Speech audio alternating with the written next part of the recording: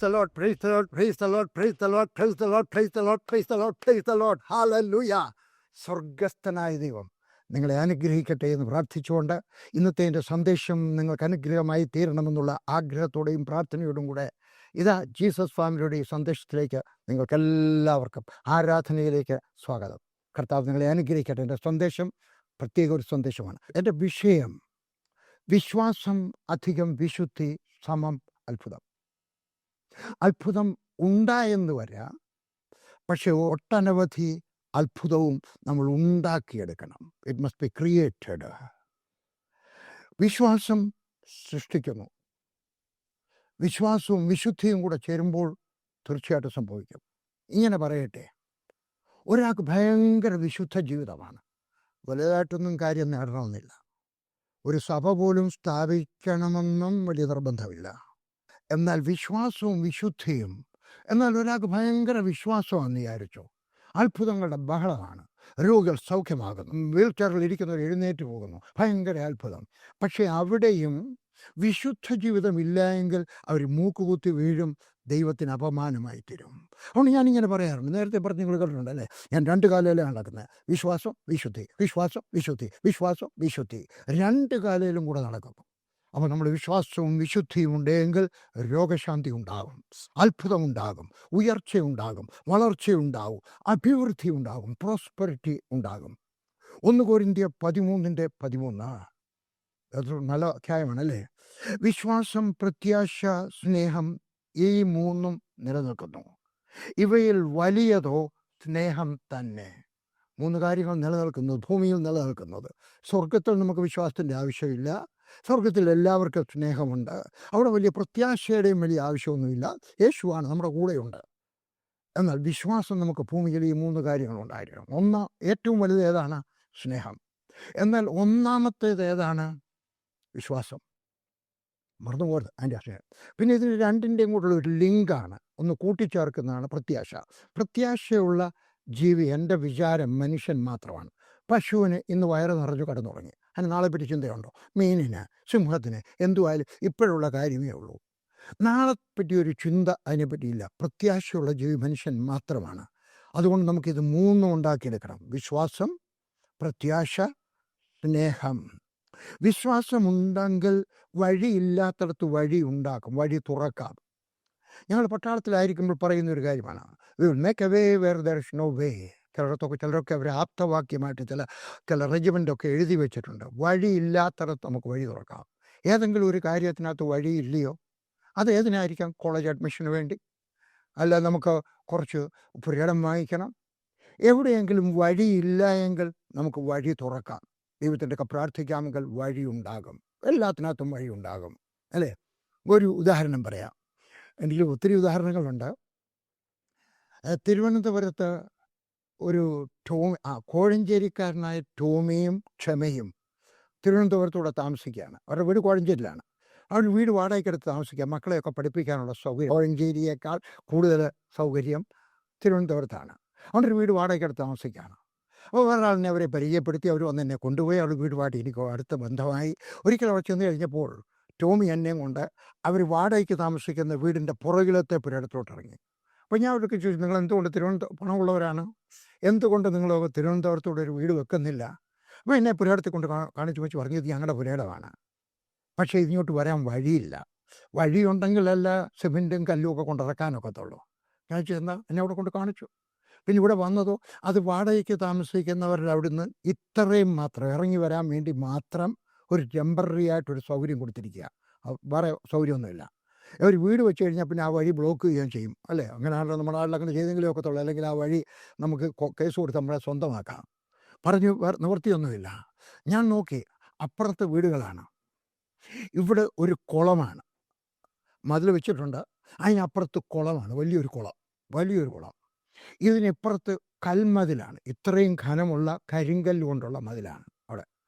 എന്നൊക്കെ പറഞ്ഞു ഇതൊരു നായരുടെയാണ്. നായർ സാറ് പറഞ്ഞു ഒരു നായരുടെയാണ്.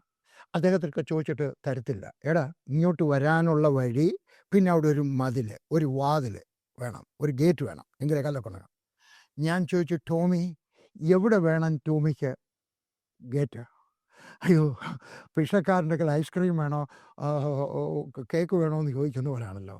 എവിടെയെങ്കിലും കിട്ടിയാൽ മതി, നമുക്ക് ലോറി ഇങ്ങോട്ട് കയറി വരണം. ഞാൻ പറഞ്ഞു ശരി, ഞാനെന്നാ ഇടാൻ പോവാം. ഞാൻ ഇങ്ങോട്ട് വരുന്നിടത്ത് ആദ്യം ഇങ്ങോട്ട് വരുന്ന പുരാടത്തിൻ്റെ ആദ്യം വരുന്ന അവൻ പറഞ്ഞു ഇവിടെ കൽമതിലല്ലയോ. ഞാനിങ്ങനെ വിരൽ കൊണ്ട് ചോദിക്കാൻ ടോം ഇപ്പോഴും ഉണ്ടോ, അവർ രണ്ടുപേരും കൊണ്ട് കേട്ടോ, ചോദിക്കാം. അവിടെ മക്കളും ഉണ്ട്, ചോദിക്കാം, 3 മക്കളുണ്ട്, ചോദിക്കാം. ഞാനിങ്ങനെ ആ കൽമതിലോട്ട് വരയിട്ടു. യേശുവിൻ്റെ നാമത്തിൽ അറക്കുകയാണ്. യേശുവിൻ്റെ നാമത്തിൽ യേശുവിൻ്റെ നാമത്തിൽ എന്നിട്ട് ഞാൻ തെള്ളി അങ്ങ് കളഞ്ഞു. ഭാവനയില്ല കേട്ടോ, മതിലവിടെ നിൽപ്പുണ്ട്.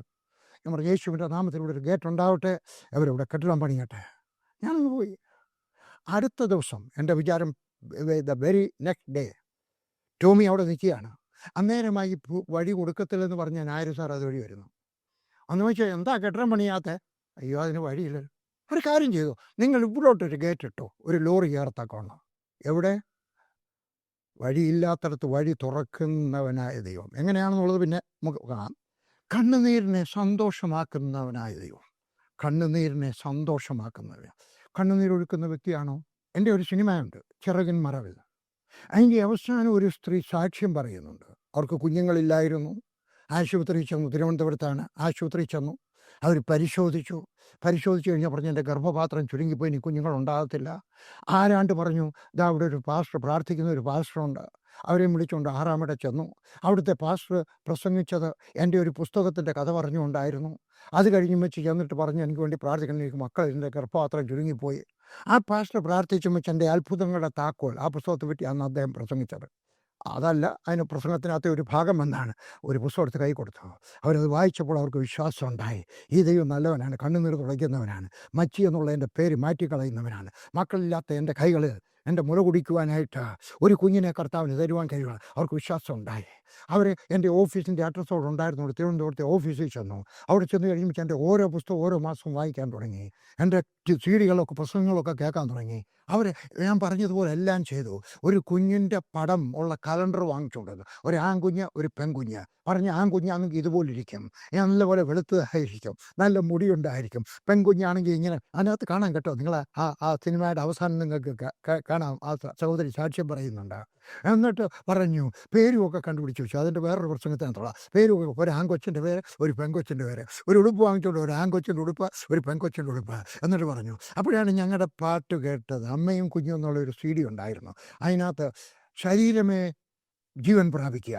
ആ സ്ത്രീ പാടിക്കൊണ്ടാണ് ഗർഭപാത്രമേ ജീവൻ പ്രാപിക്കുക. കുറച്ചൊക്കെ വ്യത്യാസപ്പെടുത്തണം കേട്ടോ. വേദപുസ്തകത്തിൽ എഴുതിയിരിക്കുന്നത് പോലും വ്യത്യാസപ്പെടുത്തി അവകാശം പറയാൻ അവകാശമുണ്ട്. എനിക്ക് തെളിയിക്കാൻ കഴിയും. എൻ്റെ വിഷയം ആ ഭാഗത്തോട്ട് അല്ലാത്തതുകൊണ്ട് അങ്ങോട്ട് വരുന്നില്ല. അവർ പറഞ്ഞു ഗർഭപാത്രമേ ജീവൻ പ്രാപിക്കുക. 1 മാസം കഴിഞ്ഞപ്പോൾ ഒരു ചെറിയ സംശയം. അവർ ആശുപത്രി ചെന്ന് അതേ ഡോക്ടറെ കണ്ടു. ആ ഡോക്ടറുടെ പേരും ആശുപത്രിയുടെ പേരും ഒക്കെ അതിനകത്ത് പറയുന്നുണ്ട് കേട്ടോ, സാക്ഷ്യത്തിനകത്ത്. അവർ ഡോക്ടർ പറഞ്ഞു, നോക്കി വെച്ച് പറഞ്ഞു, അത്ഭുതം, മഹാത്ഭുതം, നിൻ്റെ ഗർഭപാത്രത്തിന് ശക്തി ഉണ്ടായിരിക്കുന്നു, നിനക്ക് ഗർഭം ധരിക്കാനുള്ള ശക്തി ഉണ്ടായിട്ടുണ്ട്. അവർ ഗർഭം ധരിച്ച് ഒരു കുഞ്ഞിനെ പ്രസവിച്ചു. ഞാൻ 6-ാം ഇട സഭയിൽ ചെന്ന് കഴിഞ്ഞപ്പോൾ എൻ്റെ പാസ്റ്റർ ചോദിക്കുന്ന ഒരു കുഞ്ഞിനെ കൊണ്ടുവന്നിട്ടുണ്ട്, ഡെഡിക്കേറ്റ് ചെയ്യുക. ഏത് കുഞ്ഞാണെന്ന് എൻ്റെ പറഞ്ഞില്ല. ആ കുഞ്ഞിനെയും കൊണ്ടുവന്ന് കഴിഞ്ഞപ്പോൾ ഈ സഹോദരി സാക്ഷ്യം പറഞ്ഞു. ആ കുഞ്ഞിനെ കയ്യിലെടുത്തിട്ട്, എന്നാ ജനിച്ചത് 2004 ഫെബ്രുവരി മാസം 29-ാം തീയതി. എനിക്ക് ഡേറ്റ് ഓർത്തിരിക്കാൻ എളുപ്പമുണ്ട്. ഒരു കുഞ്ഞിനെ കർത്താവ് ആ സ്ത്രീക്ക് കൊടുത്തു.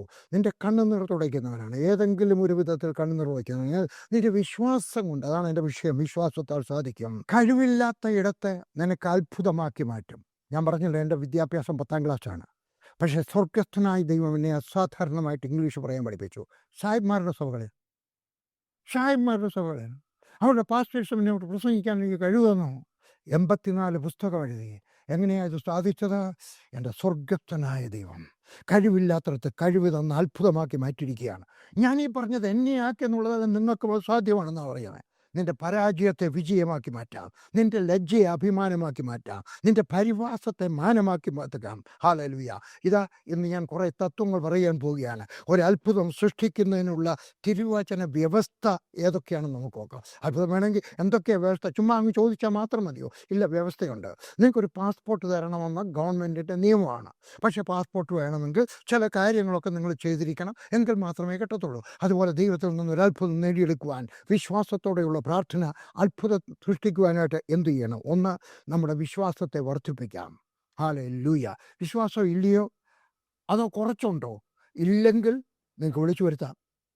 കുറച്ചുണ്ടോ അതിനെ കൂട്ടിയെടുക്കാം. ഡെറിക് പ്രിൻസ് എന്ന് പറയുന്ന ദേവദാസിനെ പറ്റി നിങ്ങൾ കേട്ടിട്ടുണ്ടോ? അദ്ദേഹത്തിൻ്റെ പുസ്തകങ്ങൾ എവിടെയെങ്കിലും കിട്ടിയാൽ വായിക്കണം. ഞാൻ ചൈനയിൽ 5 പ്രാവശ്യം ബൈബിളും കൊണ്ടുപോയിട്ടുണ്ട്. ബൈബിൾ തടഞ്ഞിരിക്കുന്ന ഒരു രാജ്യമാണ്, പക്ഷേ അവിടെ ഞാൻ ബൈബിൾ കൊണ്ടുപോയിട്ടുണ്ട്. കള്ളക്കടത്തെന്ന് വേണമെങ്കിൽ പറയാം, നേരെയുള്ള കടത്തെന്ന് വേണമെങ്കിലും പറയാം. ഞാനത് കൊണ്ടുപോയിട്ടുണ്ട്. അവിടെ ചെല്ലുമ്പോൾ അവിടെ ആളുകൾ ചോദിക്കുന്ന 1 ബൈബിൾ, 2 ഡെറിക് പ്രിൻസ്. അന്നേരമാണ് ഡെറിക് പ്രിൻസിൻ്റെ പുസ്തകത്തിന് ഇത്രയും വിലയുണ്ടെന്ന് എനിക്ക് മനസ്സിലായത്. ഇത് രണ്ടുമാണ്. അവർ പിടിച്ചു പറിയാണ്. അവർ വലിച്ചു കിടത്തൊന്നുമില്ല. അവർ എനിക്ക് ഡെറിക് പ്രിൻസ് പുസ്തകങ്ങളാണ്. അദ്ദേഹം ഇന്ത്യയിലാണ് ജനിച്ചത്. ബ്രിട്ടീഷ് ഉദ്യോഗസ്ഥന്മാരുടെ സാഹിബ് അവരുടെ മകനായിട്ട് ജനിച്ചു. തിരിച്ച് ഇംഗ്ലണ്ടിൽ ചെന്നു. അവൻ പട്ടാളത്തിൽ ജോലി ചെയ്യണമെന്നൊരു നിർബന്ധമാണ്. അതുകൊണ്ട് ആ നിർബന്ധ സേവനത്തിനായിട്ട് അദ്ദേഹം കയറി. ഗൾഫിലായിരിക്കുന്ന സമയത്ത്, അവിടെ പട്ടാളത്തിലായിരിക്കുന്ന സമയത്ത് അദ്ദേഹം രോഗിയായി. അസാധാരണമായ രോഗം. എന്തെല്ലാം ചികിത്സിച്ചിട്ടും മാറുന്നില്ല. അദ്ദേഹം വേദപുസ്തകത്തിനകത്ത് അന്വേഷിക്കാൻ തുടങ്ങി. അദ്ദേഹത്തിന് ഒരു തത്വം മനസ്സിലായി.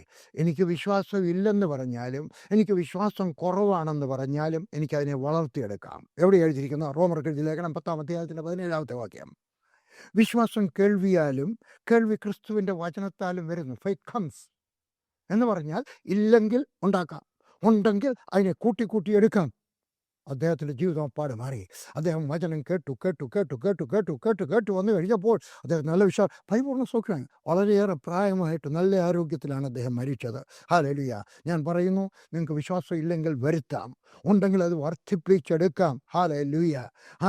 ആരാണ് ഇതിൻ്റെ അതിര് നിശ്ചയിക്കുന്നത്? നിങ്ങളുടെ വിശ്വാസത്തിൻ്റെ. ഞാനൊരു ഉദാഹരണം പറയാൻ ആഗ്രഹിക്കുകയാണ്. വിചാരിച്ചു എൻ്റെ പൈസ ഒന്നുമില്ല, പക്ഷേ ഒരാൾ എനിക്ക് രൂപ തരുന്നതിനകത്തുനിന്ന് ഞാൻ എടുത്തുക. ഇല്ലാത്തടത്ത് വരുത്താം. എനിക്ക് കുറച്ചുകൂടെ വേണം, എനിക്ക് കുറച്ചുകൂടെ വരുത്താം. എനിക്ക് കുറച്ചുകൂടി വേണം, എനിക്കതും വരുത്താം.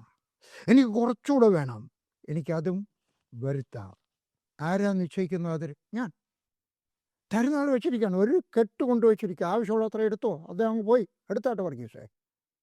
വർഗീസിനാണിത്. എന്തുമാത്രം വേണം വർഗീസിന്? ചേട്ടാ, എനിക്ക് ആവശ്യമുള്ളത്. നിങ്ങളുടെയും വിശ്വാസം എന്തുമാത്രം വേണം നിശ്ചയിക്കുന്നത് നിങ്ങളാണ്. ഇന്നും ഞാൻ ധൃതിയായിട്ട് 2 സന്ദേശം കേട്ടു. ഇന്ന് വളരെ ധൃതിയായിരുന്നു. ഞാൻ ഇന്നലെ കേരളത്തിൽ നിന്ന് വന്നത്.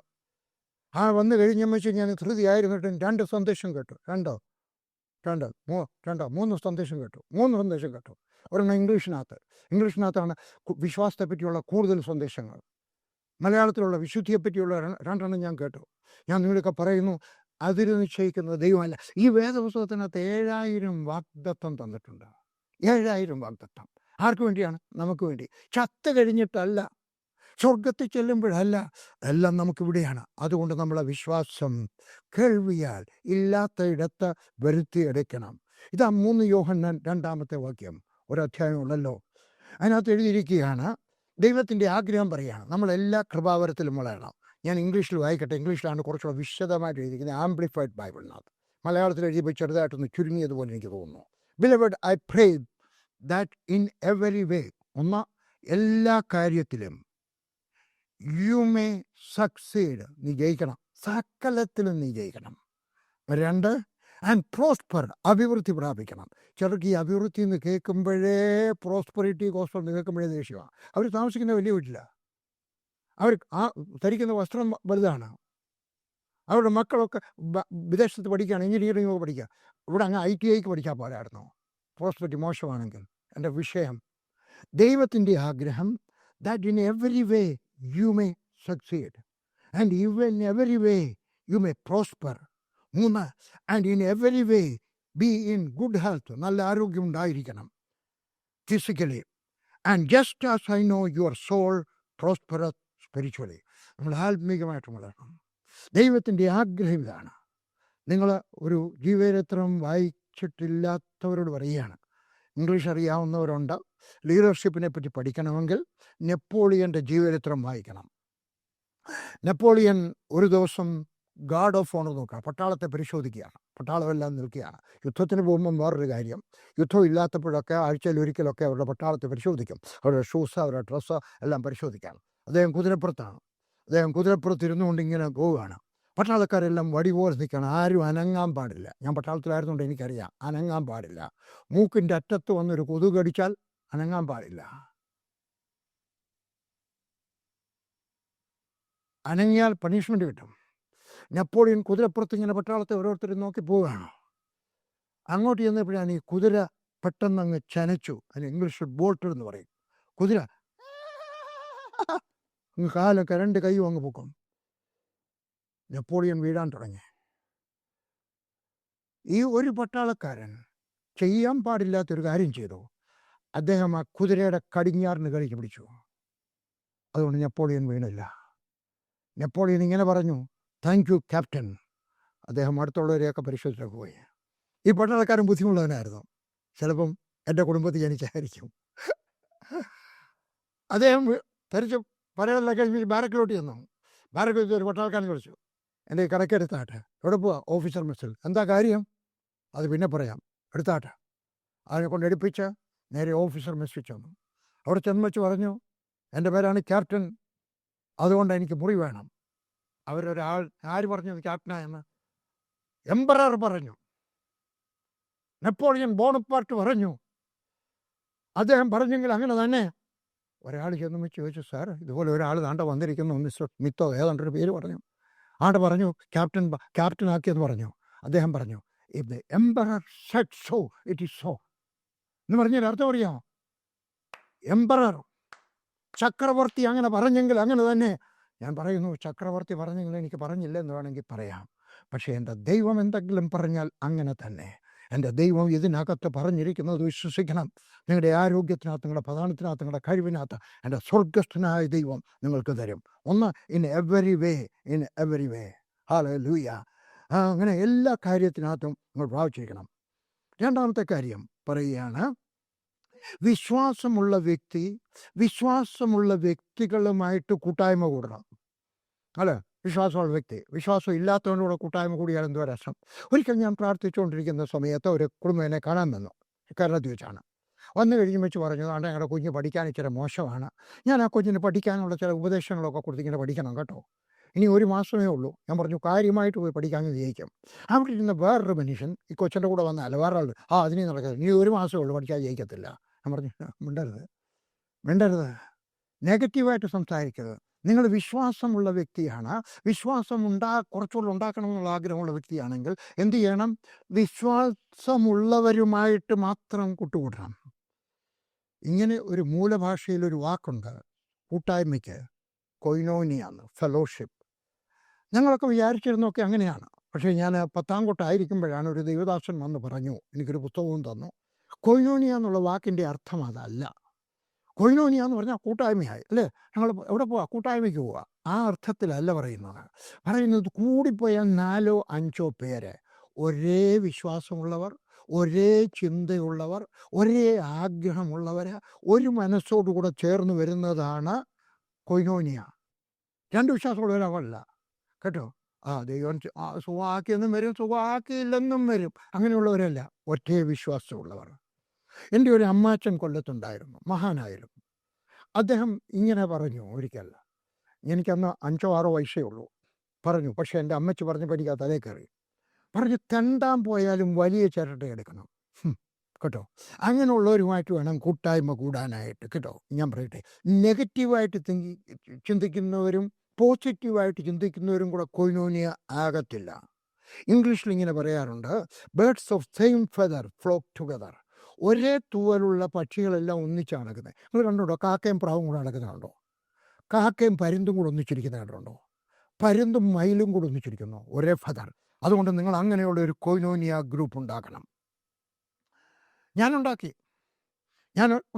ഡൽഹിയിൽ ഞങ്ങൾ 7 പേരുണ്ട്. അത് ഇച്ചിരി കൂടുതലാണെന്ന് എനിക്കറിയാം, പക്ഷേ ഒരു മനസ്സുള്ളവർ കണ്ടപ്പോൾ എൻ്റെ കൂടെയുള്ള ഒരാൾക്ക് ആരാന്നറിയാം?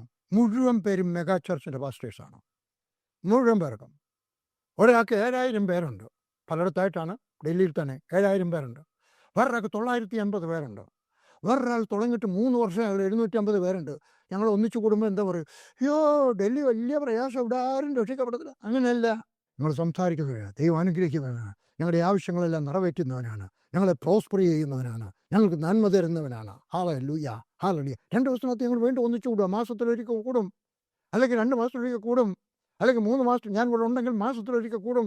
എന്തായിരിക്കും ഞങ്ങൾ സംസാരിക്കുന്നത്? ആരോഗ്യം. ഈ പറഞ്ഞ 5 കാര്യങ്ങൾ സംസാരിക്കണം. എല്ലാ കാര്യത്തിനകത്തും ഞങ്ങൾ ജയിക്കും. ഹല്ലേലൂയ. ഞങ്ങൾ എല്ലാ കാര്യത്തിനകത്തും ഞങ്ങൾ ആരോഗ്യമുള്ളവരായിരിക്കും. ഹല്ലേലൂയ. ഞങ്ങളുടെ ആത്മീകമായിട്ട് ഞങ്ങൾ അനുഗ്രഹം പ്രാപിക്കും. ഹല്ലേലൂയ. ഞങ്ങൾക്ക് നല്ല ബുദ്ധിയും പരിജ്ഞാനവും ദൈവം തരും. അങ്ങനെ സംസാരിക്കുന്നത്. നിങ്ങൾക്ക് വിജയം ഉണ്ടാകുന്നില്ലെങ്കിൽ പ്ലീസ് ചേഞ്ച് യുവർ ഫ്രണ്ട്സ്. നിങ്ങളുടെ കൂട്ടുകാരെ മാറ്റിയെടുക്കാം. അവരെ തള്ളിക്കളയണ്ട, പക്ഷെ മാറ്റിയെടുക്കണം. ഒരുപോലെ ചിന്തിക്കും. ഞാനൊരു പറയട്ടെ, നിങ്ങൾ ഒരു കൊയിനോനിയ ഗ്രൂപ്പ് ഉണ്ടാക്കുക. ഒരുപോലെ ചിന്തിക്കുന്ന കുറച്ച് പേര്, വിശ്വാസം, വിശുദ്ധി, ഇത് രണ്ടും വേണം. ഇത് രണ്ടും കൂടെ ഒരു കൊയിനോനിയ ഗ്രൂപ്പ് ഉണ്ടാക്കുക. 4-5 പേര് ഒന്നിച്ചു കൂടുക, മാസത്തൊരിക്കൽ കൂടുക. ഞങ്ങൾ ഒന്നിച്ചു കൂടുമ്പോൾ ഞങ്ങൾക്ക് പ്രശ്നമൊന്നുമില്ല കേട്ടോ, യാതൊന്നുമില്ല. വരുന്നു, ആരുടെ വീട്ടിൽ വെച്ചാണോ കൂടുന്നത് അവരാണ് മീറ്റിംഗ്. അപ്പം ഞങ്ങൾക്ക് പ്രസിഡൻറ്റും ഇല്ല, സെക്രട്ടറിയില്ല, യാതൊന്നുമില്ല. ഞങ്ങൾ കൊയിനോനിയ ഗ്രൂപ്പ് ഒന്നിച്ചു കൂടുകയാണ്. എന്തിനാണ് കൂടുന്നത്? കൂട്ടായ്മയ്ക്ക് വേണ്ടി. എന്നിട്ട് പിന്നെ ഞങ്ങളൊരു കാര്യം കൂടെ പറഞ്ഞിട്ടുണ്ട് കേട്ടോ. ഇവിടെ ആരെങ്കിലും ഏതെങ്കിലും ഒരു കാര്യം, രഹസ്യ കാര്യം പറഞ്ഞാൽ ഒരു കാരണവശാലും വെളിയിൽ ആരും അറിയരുത്. മരിക്കുമ്പോൾ നമ്മളുടെ കൂടെ ഇത് ശവക്കല്ലറയിൽ പോകുന്നതല്ലാതെ, ഞങ്ങൾ 7 സഹോദരന്മാരും അവരുടെ ഭാര്യമാരും ഉണ്ട്. നമ്മുടെ ശവക്കല്ലറയിലേക്ക് പോകുന്നതല്ലാതെ ഒരു കാലത്ത് പറയും. ഉദാഹരണം പറഞ്ഞാൽ, ഞങ്ങൾ ബില്ലിഗ്രാമിൽ നിന്നാണ് ഞാനിത് പഠിച്ചത്. കൂടുതലായിട്ട് അറിയണമെന്നുള്ളവർ ബില്ലിഗ്രാമിൻ്റെ മാനിഫെസ്റ്റോ ഒന്ന് പഠിച്ചാൽ മതി. Manifesto of Billy Graham. അതിനകത്ത് നിങ്ങൾക്ക് കാണാം. അവരെ ഒന്നിച്ചു കൂടുന്ന സമയത്ത് ഞങ്ങൾ ഒന്നിച്ചു കൂടുമെന്ന് പറഞ്ഞിട്ടുണ്ട്. അതോ വിചാരിച്ചു ഒരാളൊരു മഹാപാപം ചെയ്തു പോയി, അബദ്ധവശത്ത ചെയ്തു പോയതാ. അയാളൂടെ വന്നിട്ട് പരസ്യമായിട്ട് പറഞ്ഞു, ബ്രദറെ കുറച്ച് രൂപ ഞാൻ എടുത്തു പോയി കേട്ടോ, ആവശ്യം വന്നപ്പോൾ എടുത്തതാ. അതാരും അറിയരുത്. അദ്ദേഹത്തെ ഉപദേശിച്ച് എന്താ പരിഹാരം ചെയ്യാനൊക്കുന്നെന്ന് പറഞ്ഞാൽ അതിനുപദേശിച്ച് അദ്ദേഹത്തെ നേരെയാക്കണം. എല്ലാവരോടും പറഞ്ഞില്ലെന്ന് വിചാരിച്ചു. ചിലപ്പം ഒരാളിനോടേ പറയുന്നുള്ളൂ, അല്ലെങ്കിൽ 2 പേരോടേ പറയുന്നുള്ളൂ. പക്ഷെ അവർ പോലും ബാക്കിയുള്ളവരോടൊക്കെ പറയാൻ പാടില്ല. ഒരേ ചിന്താഗതിയുള്ള ഒരു കൊയിനോനിയ ഗ്രൂപ്പ് ഉണ്ടാക്കണം. നിങ്ങളുടെ വിശ്വാസമുള്ളവരുമായിട്ട് കൂട്ടായ്മ കൂടുക. 3-ാമത്തെ കാര്യം, നിങ്ങൾ ഒരേ ഭാഷ സംസാരിക്കുന്നവരായിരിക്കണം. എന്ന് പറഞ്ഞാൽ മലയാളം പറയണമെന്നല്ല, നിങ്ങൾ പറയുന്ന ആശയമെല്ലാം ഒരുപോലെ തന്നെ ആയിരിക്കണം. ഹല്ലേലൂയ. കാരണം നിങ്ങൾ പറയുന്ന വാക്കുകളാലാണ് നിങ്ങളുടെ ഭാവി സൃഷ്ടിക്കുന്നത്. ദൈവം പറഞ്ഞാണ് സൃഷ്ടിച്ചത്. യേശുക്രിസ്തു പറഞ്ഞാണ് സൃഷ്ടിച്ചത്. അപ്പോസ്തലന്മാർ പറഞ്ഞാണ് സൃഷ്ടിച്ചത്. എത്ര വാക്യം വേണം? ഇത് യെശയ്യാവിൻ്റെ പുസ്തകം 45-ാം അധ്യായത്തിൻ്റെ 11-ാമത്തെ വാക്യം. ഇസ്രായേലിൻ്റെ പരിശുദ്ധനും അവനെ നിർമ്മിച്ചവനുമായി യഹോവ ഇപ്രകാരം അരുളിച്ചെയ്യുന്നു, വരുവാനുള്ളതിനെക്കുറിച്ച് എന്നോട് ചോദിപ്പീൻ. കമാൻഡ് ഈ മീൻ, എന്നോട് കൽപ്പിക്കുക എന്നാണ്. എൻ്റെ മക്കളെയും എൻ്റെ കൈകളുടെ പ്രവൃത്തിയെയും കുറിച്ച് എന്നോട് കൽപ്പിപ്പേൻ എന്ന് പറഞ്ഞാൽ ദൈവം എന്തോ ചെയ്യണം. ദൈവം നമ്മൾ നോക്കിയിരിക്കുക. വിചാരിച്ചോട്ടെ, ഇവിടെ ഒരു കലാകാരൻ വലിയൊരു കലാസൃഷ്ടി ഉണ്ടാക്കുകയാണ്. നമ്മളെ നോക്കിയിരിക്കുക. സാറേ ഇനി എന്തോ വേണം? ശരി, ഇനി എന്തോ വേണം? നമ്മൾ പറയുന്നത് പോലെ, കൽപ്പിക്കുന്നത് പോലെ കമാൻഡ് ചെയ്യുമേ. ആസ്കെന്നല്ല, സയൊന്നുമല്ല, കമാൻഡ് ചെയ്യുമേ. നിങ്ങൾ ചോദിച്ചേക്കാം, ദൈവത്തിൻ്റെ കമാൻഡ് ചെയ്യാൻ ആർക്കെങ്കിലും അവകാശമുണ്ടോ, തൻ്റെ ഇടമുണ്ടോ? ഞാനൊരു ഉദാഹരണം പറയാം. വിചാരിച്ചോ, എൻ്റെ കൊച്ചുമോൻ ബാംഗ്ലൂരിലാണ്, 7-8 വയസ്സുണ്ട്, സ്കൂളിൽ പഠിക്കുകയാണ്. അവനെ ഞാൻ ഒരു ദിവസം സ്കൂളിലോട്ട് കൊണ്ടുവിട്ടെന്ന് വിചാരിച്ചു. വിട്ട് കഴിയുമെന്ന് പറഞ്ഞേ ഞാൻ പറഞ്ഞു, മോനെ ക്ലാസ് കൊടുക്കാൻ ഇപ്പോൾ വരാം കേട്ടോ, എന്തെങ്കിലും ആവശ്യം ഉണ്ടെങ്കിൽ വിളിക്കണം കേട്ടോ. എൻ്റെ ഗ്രാൻഡ് ഫാദർ നമ്പർ അറിയാമല്ലോ, ഇല്ലയോ? ഫോൺ നമ്പർ അറിയാം. എന്തെങ്കിലും അത്യാവശ്യം ഉണ്ടെങ്കിൽ വിളിക്കണം കേട്ടോ. ബായ്. ശരി, ചെന്ന് കഴിഞ്ഞപ്പോഴത്തേക്ക് അവന് ചെറിയൊരു അസുഖം ഉണ്ടായെന്ന് വിചാരിച്ചോ.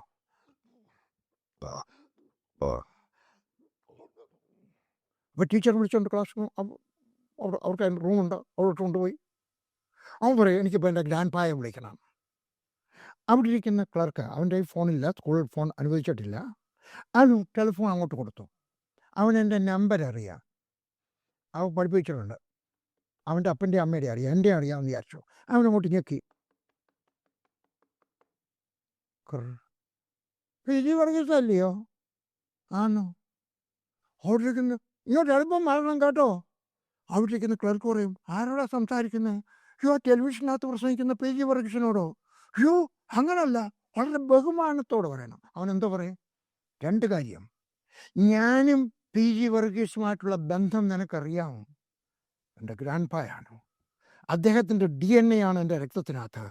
എനിക്കും നിനക്കും ദൈവത്തോട് പറയാൻ കൽപ്പിക്കാനുള്ള അവകാശമുണ്ട്. കാരണം മക്കളെങ്കിൽ അവകാശികൾ.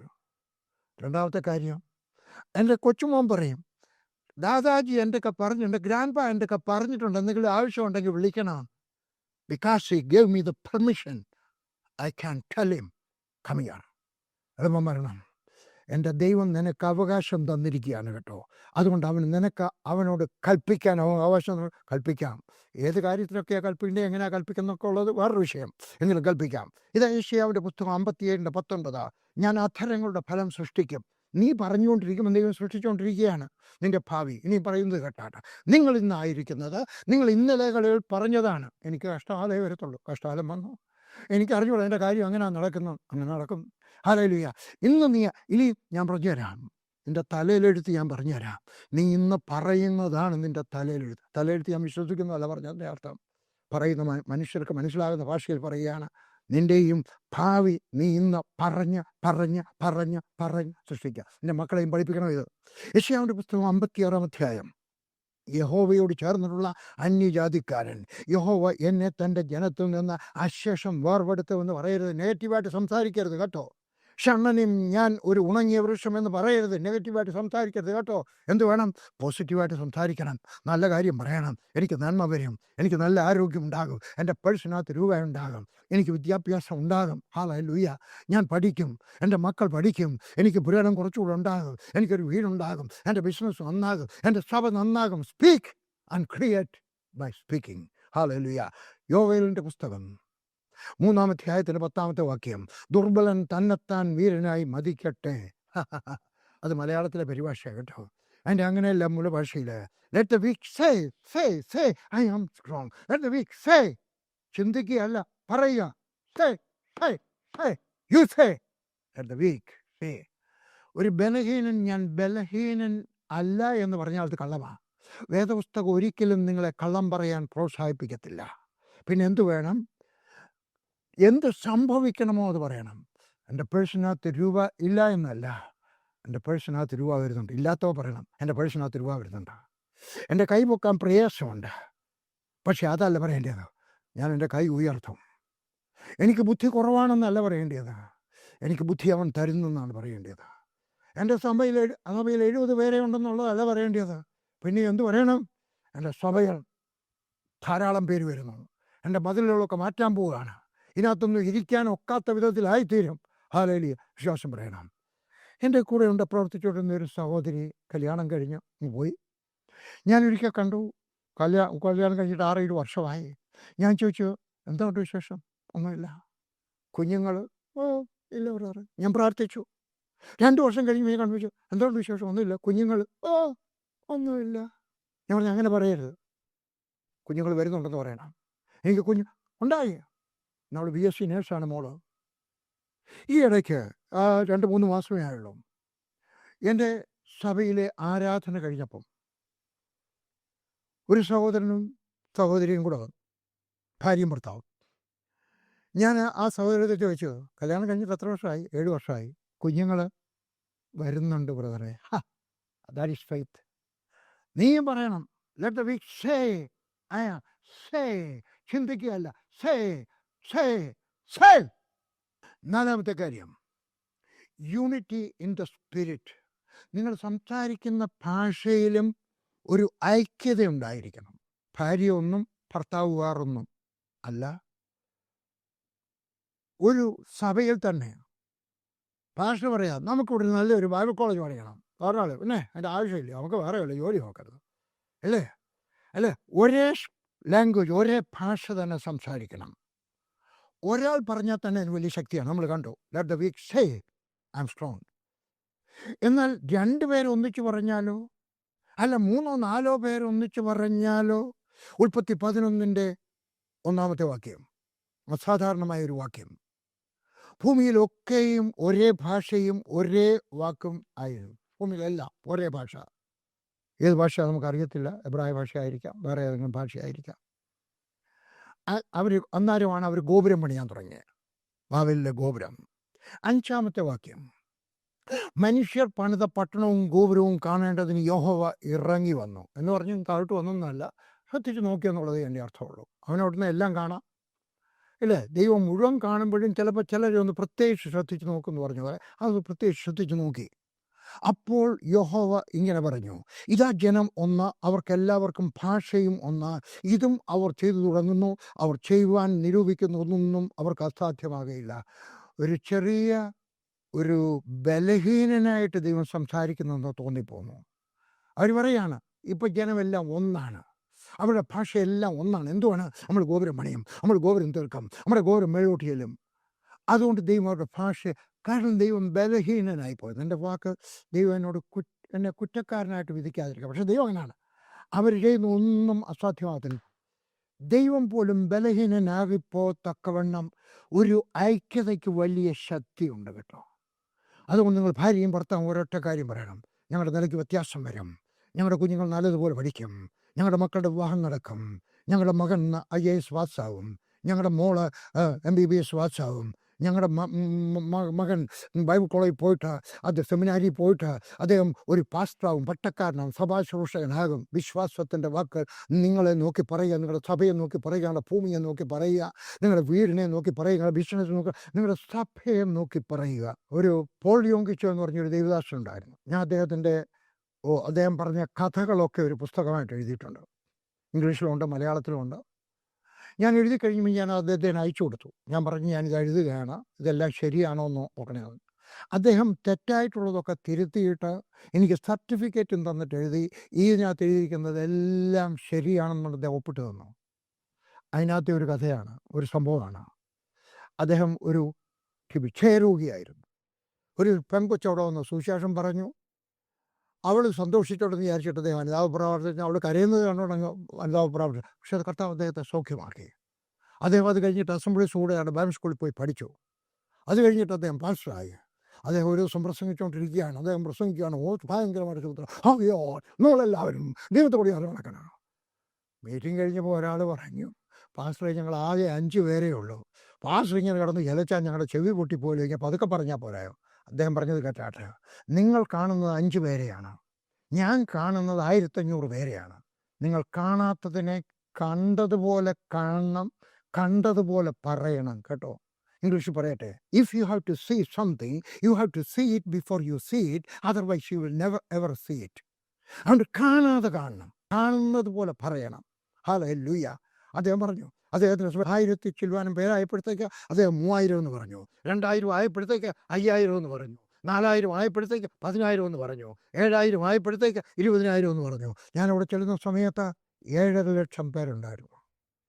ഇത് കേൾക്കും ചിലർ വിചാരിക്കും, ഇപ്പോൾ യോങ്കിച്ച് അയാൾ PG പരീക്ഷ രൂപ കൊടുത്തു, ഒരൊറ്റ രൂപ വന്നിട്ടില്ല അദ്ദേഹം. $200 ഞാൻ അങ്ങോട്ട് കൊടുക്കുകയത്. അദ്ദേഹം രൂപ എന്നുകൊണ്ടല്ല അദ്ദേഹത്തിൻ്റെ കഥ പറയുന്നത്, പുസ്തകം എഴുതിയത് പോലും. അദ്ദേഹത്തിൻ്റെ പുസ്തകം ഞാൻ പരിഭാഷപ്പെടുത്തി, ഒരൊറ്റ രൂപ വാങ്ങിച്ചിട്ടില്ല. ഞാൻ നിങ്ങളൊക്കെ പറയുന്നു, ഹല്ലേലൂയ, നിങ്ങൾ വിശ്വാസത്തിൻ്റെ വാക്കുകൾ പറയണം. മത്തായി 18:19, ഭൂമിയിൽ വെച്ച് നിങ്ങൾ 2 പേർ യാചിക്കുന്ന ഏത് കാര്യത്തിലും ഐകമത്യപ്പെട്ടാൽ അത് സ്വർഗസ്ഥനായ എൻ്റെ പിതാവിങ്കിൽ നിന്ന് അവർക്ക് ലഭിക്കും. ഹല്ലേലൂയ. 2 പേർ ഐകമത്യപ്പെട്ടാൽ, ഭാര്യയും ഭർത്താവും കൂടെ ഐകമത്യപ്പെടണം, യൂണിറ്റിയിലായി തീരണം. ഹല്ലേലൂയ.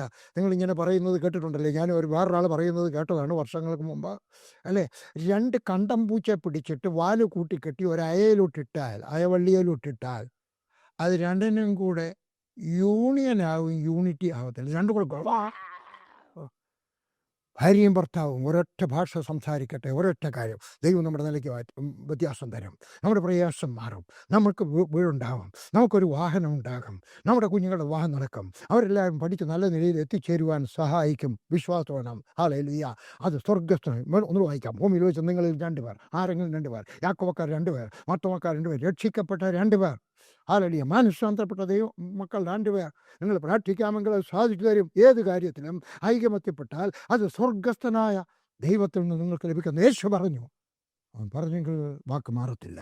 മത്തായി 11:12, യോഹന്നാൻ സ്നാപകന്റെ നാളുകൾ മുതൽ ഇന്നേ വരെ സ്വർഗരാജ്യത്തെ ബലാത്കാരം ചെയ്യുന്നു, ബലാത്കാരികൾ അതിനെ പിടിച്ചടക്കുന്നു. ഹല്ലേലൂയ.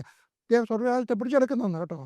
സ്വർഗത്തിലെ ദൈവത്തിൻ്റെ പോക്കറ്റിൽ ഇരിക്കുന്നത് പോലും എടുക്കാനുള്ള അവകാശം ദൈവം നിങ്ങൾക്ക് തന്നിരിക്കുകയാണ്, പറഞ്ഞിരിക്കുകയാണ്, യേശു പറഞ്ഞിരിക്കുകയാണ്. വിചാരിച്ചു, ഒരു അപ്പൻ ഒരു ഗൾഫിൽ നിന്നോ അല്ലെങ്കിൽ ബോംബെയിൽ നിന്നോ എവിടുന്നെങ്കിലുമൊക്കെ അവധിക്ക് ഇങ്ങോട്ട് വന്നിരിക്കുകയാണ്. വീട്ടിൽ വന്ന് കയറും വെച്ച് കാറിനകത്ത് ഇങ്ങോട്ട് വന്ന് കാറിന് വെളിയോട്ട് അവിടുത്തെ കൊച്ചനെ 5 വയസ്സുള്ള കൊച്ചങ്ങോട്ട് ഓടി ചെല്ലുന്നു. ഈ അപ്പൻ കൊച്ചിനെ അങ്ങോട്ട് എടുക്കാം. ആ കൊച്ചപ്പൻ്റെ പോക്കറ്റിൽ നിന്ന് പറയും എടുക്കണതാ എന്ന് പറയും. എടുത്താട്ട് പോക്കറ്റിൽ നിന്ന് രൂപ എടുക്കരുതെന്ന് പറയും. ഇല്ല എടുത്താട്ട്. ഇതുപോലെ പറയാം. ഞാൻ വീണ്ടും വായിക്കുന്നു. യോഹന്നാൻ സ്നാപകന്റെ നാളുകൾ മുതൽ ഇന്നവരെ സ്വർഗരാജ്യത്തെ ബലാത്കാരം ചെയ്യുന്നു. ആര്? ബലാത്കാരികൾ. ഹല്ലേലൂയ. നിങ്ങളും ഈ വേദപുസ്തകത്തിൽ പറയുന്ന 7000 വാക്യം കൈവച്ചിട്ട് പറയണം, ഇതിനകത്ത് ദൈവം വാഗ്ദത്തം എനിക്ക് തന്നിരിക്കുകയാണ്, വാഗ്ദാനം ചെയ്തിരിക്കുകയാണ്, എനിക്ക് വേണം കർത്താവേ, എനിക്ക് വേണം. Hallelujah, hallelujah. ഒരു ഉദാഹരണം കൂടെ ഞാൻ പറഞ്ഞിട്ട് അവസാനിപ്പിക്കാം. പലതിലാണ് മത്തായി എഴുതിയ സുവിശേഷം 9-ാം അധ്യായത്തിൻ്റെ 27 മുതൽ 31 വരെ 9-ാം അധ്യായത്തിനകത്ത് പല സംഭവങ്ങൾ എഴുതിയിരിക്കുകയാണ്. അതിനകത്ത് ഒരു സംഭവം, യേശു അവിടെ നിന്ന് പോകുമ്പോൾ 2 കുരുടന്മാർ ദാവീദ് പുത്രാ ഞങ്ങളോട് കരുണ തോന്നണമേ എന്ന് നിലവിളിച്ചുകൊണ്ട് പിന്തുടർന്നു. അവർ വീട്ടിലെത്തിയപ്പോൾ കുരുടന്മാർ യേശുവിൻ്റെ പിന്നാലെ പോയിട്ട് ഒരു കുരുടന്മാരാ, ഇന്ന് കിട്ടിയില്ലെങ്കിൽ വിഷമിക്കരുത്, നാളെയും കിട്ടിയില്ലെങ്കിൽ വിഷമിക്കരുത്, മറ്റന്നാളും കിട്ടിയില്ലെങ്കിൽ അടുത്ത മാസം, അതിനടുത്ത മാസം, അടുത്ത വർഷം കിട്ടിയില്ലെങ്കിൽ വിഷമിക്കരുത്, പിന്തുടരുക, ഫോളോ ഹിം. അവൻ്റെ അടുക്കൽ വന്നു. 2 കാര്യമാണ്. ഓരോന്ന് യേശുവിൻ്റെ പിന്നാലെ വന്നു, യേശുവിൻ്റെ അടുക്കൽ വന്നു. ദൂരെ നിന്നും യേശുവിൻ്റെ അടുക്കൽ വരാം, യേശുവിനോട് ചേർന്ന് നിന്നും അവൻ്റെ അടുക്കൽ വരാം. ഒന്നാമത്തെ കാര്യം, അവർ പ്രാർത്ഥിച്ചു. അവർ 2 പേരും കൂടെ. നിങ്ങൾ 2 പേര് ഒന്നിച്ച് ഒരുപോലെ പ്രാർത്ഥിക്കാൻ നോക്കുമോ? നമുക്ക് പ്രാർത്ഥിക്കാം. അച്ഛൻ കുഞ്ഞ് ഇങ്ങോട്ട് വന്നേ, ഇങ്ങോട്ട് വന്നേ, നമുക്കൊന്ന് പ്രാർത്ഥിക്കാം. പ്രാർത്ഥിക്കാം. നമുക്ക് 2 ഇല്ല, 2 വാക്കാ. നല്ല കർത്താവ് എന്ന് ചിലപ്പോൾ തുടങ്ങിയെന്ന് വരും, അതും ചിലപ്പോൾ തുടങ്ങത്തേക്കില്ല. സ്നേഹവാന. ഇവിടെ 2 പേരും അവർ കണ്ടോ, അവരുടെ ഭാഷയിലെ ഐക്യത കണ്ടോ? നിങ്ങളും ഐക്യത ഉണ്ടാക്കിയെടുക്കണം. അവർ പ്രാർത്ഥിച്ചു, യൂണിറ്റിയിൽ പ്രാർത്ഥിച്ചു. 2 പിന്തുടർന്നു. ഹല്ലേലൂയ. റോഡിനകത്ത് അവർ റോഡിൽ പോകുന്ന വഴി കല്ലെ തട്ടി കാണും, വീഴാൻ തുടങ്ങി കാണും. നിങ്ങളും പോകുന്ന സമയത്ത് പല ഒബ്സ്റ്റക്കിൾസും ഉണ്ടാകും, പല കല്ലുകളും ഉണ്ടാകും, പല കമ്പുകളും ഉണ്ടാകും, പല മുള്ളുകളും ഉണ്ടാകും, പല വേദനകളും ഉണ്ടാകും. പക്ഷെ ഒന്നും നിങ്ങളെ നിർത്തരുത്. Follow him. Let nothing stop you. ഒന്നും നിർത്തരുത്. നിങ്ങളുടെ അപ്പൻ നിർത്തരുത്, നിങ്ങളുടെ അമ്മ നിർത്തരുത്, നിങ്ങളുടെ സഹോദരന്മാർ നിർത്തരുത്, നിങ്ങളുടെ മക്കൾ നിങ്ങളെ നിർത്തരുത്, വേറെ ആരെങ്കിലും, നിങ്ങളുടെ പാസ്റ്റർ നിങ്ങൾ നിർത്തരുത്, നിങ്ങളുടെ പട്ടക്കാർ നിങ്ങൾ നിർത്തരുത്. Follow him, follow him. Hallelujah. അവനെ ഫോളോ ചെയ്തു. എന്നിട്ട് 3-ാമത്തെ കാര്യം, അടുക്കൽ വന്നു. Hallelujah, hallelujah. കുറച്ചുകൂടെ അടുത്ത് വരാൻ കഴിയും കേട്ടോ. Walk a little more closer with Jesus. യേശുവിനോട് കുറച്ചുകൂടെ ചേർന്ന് നടക്കുവാൻ. ഇന്ന് നിങ്ങളുമായിട്ട് എന്ത് അകലമുണ്ടോ? 1 അടി അകലമുണ്ടോ? 6 ഇഞ്ചാക്കാൻ, 3 ഇഞ്ചാക്കാൻ.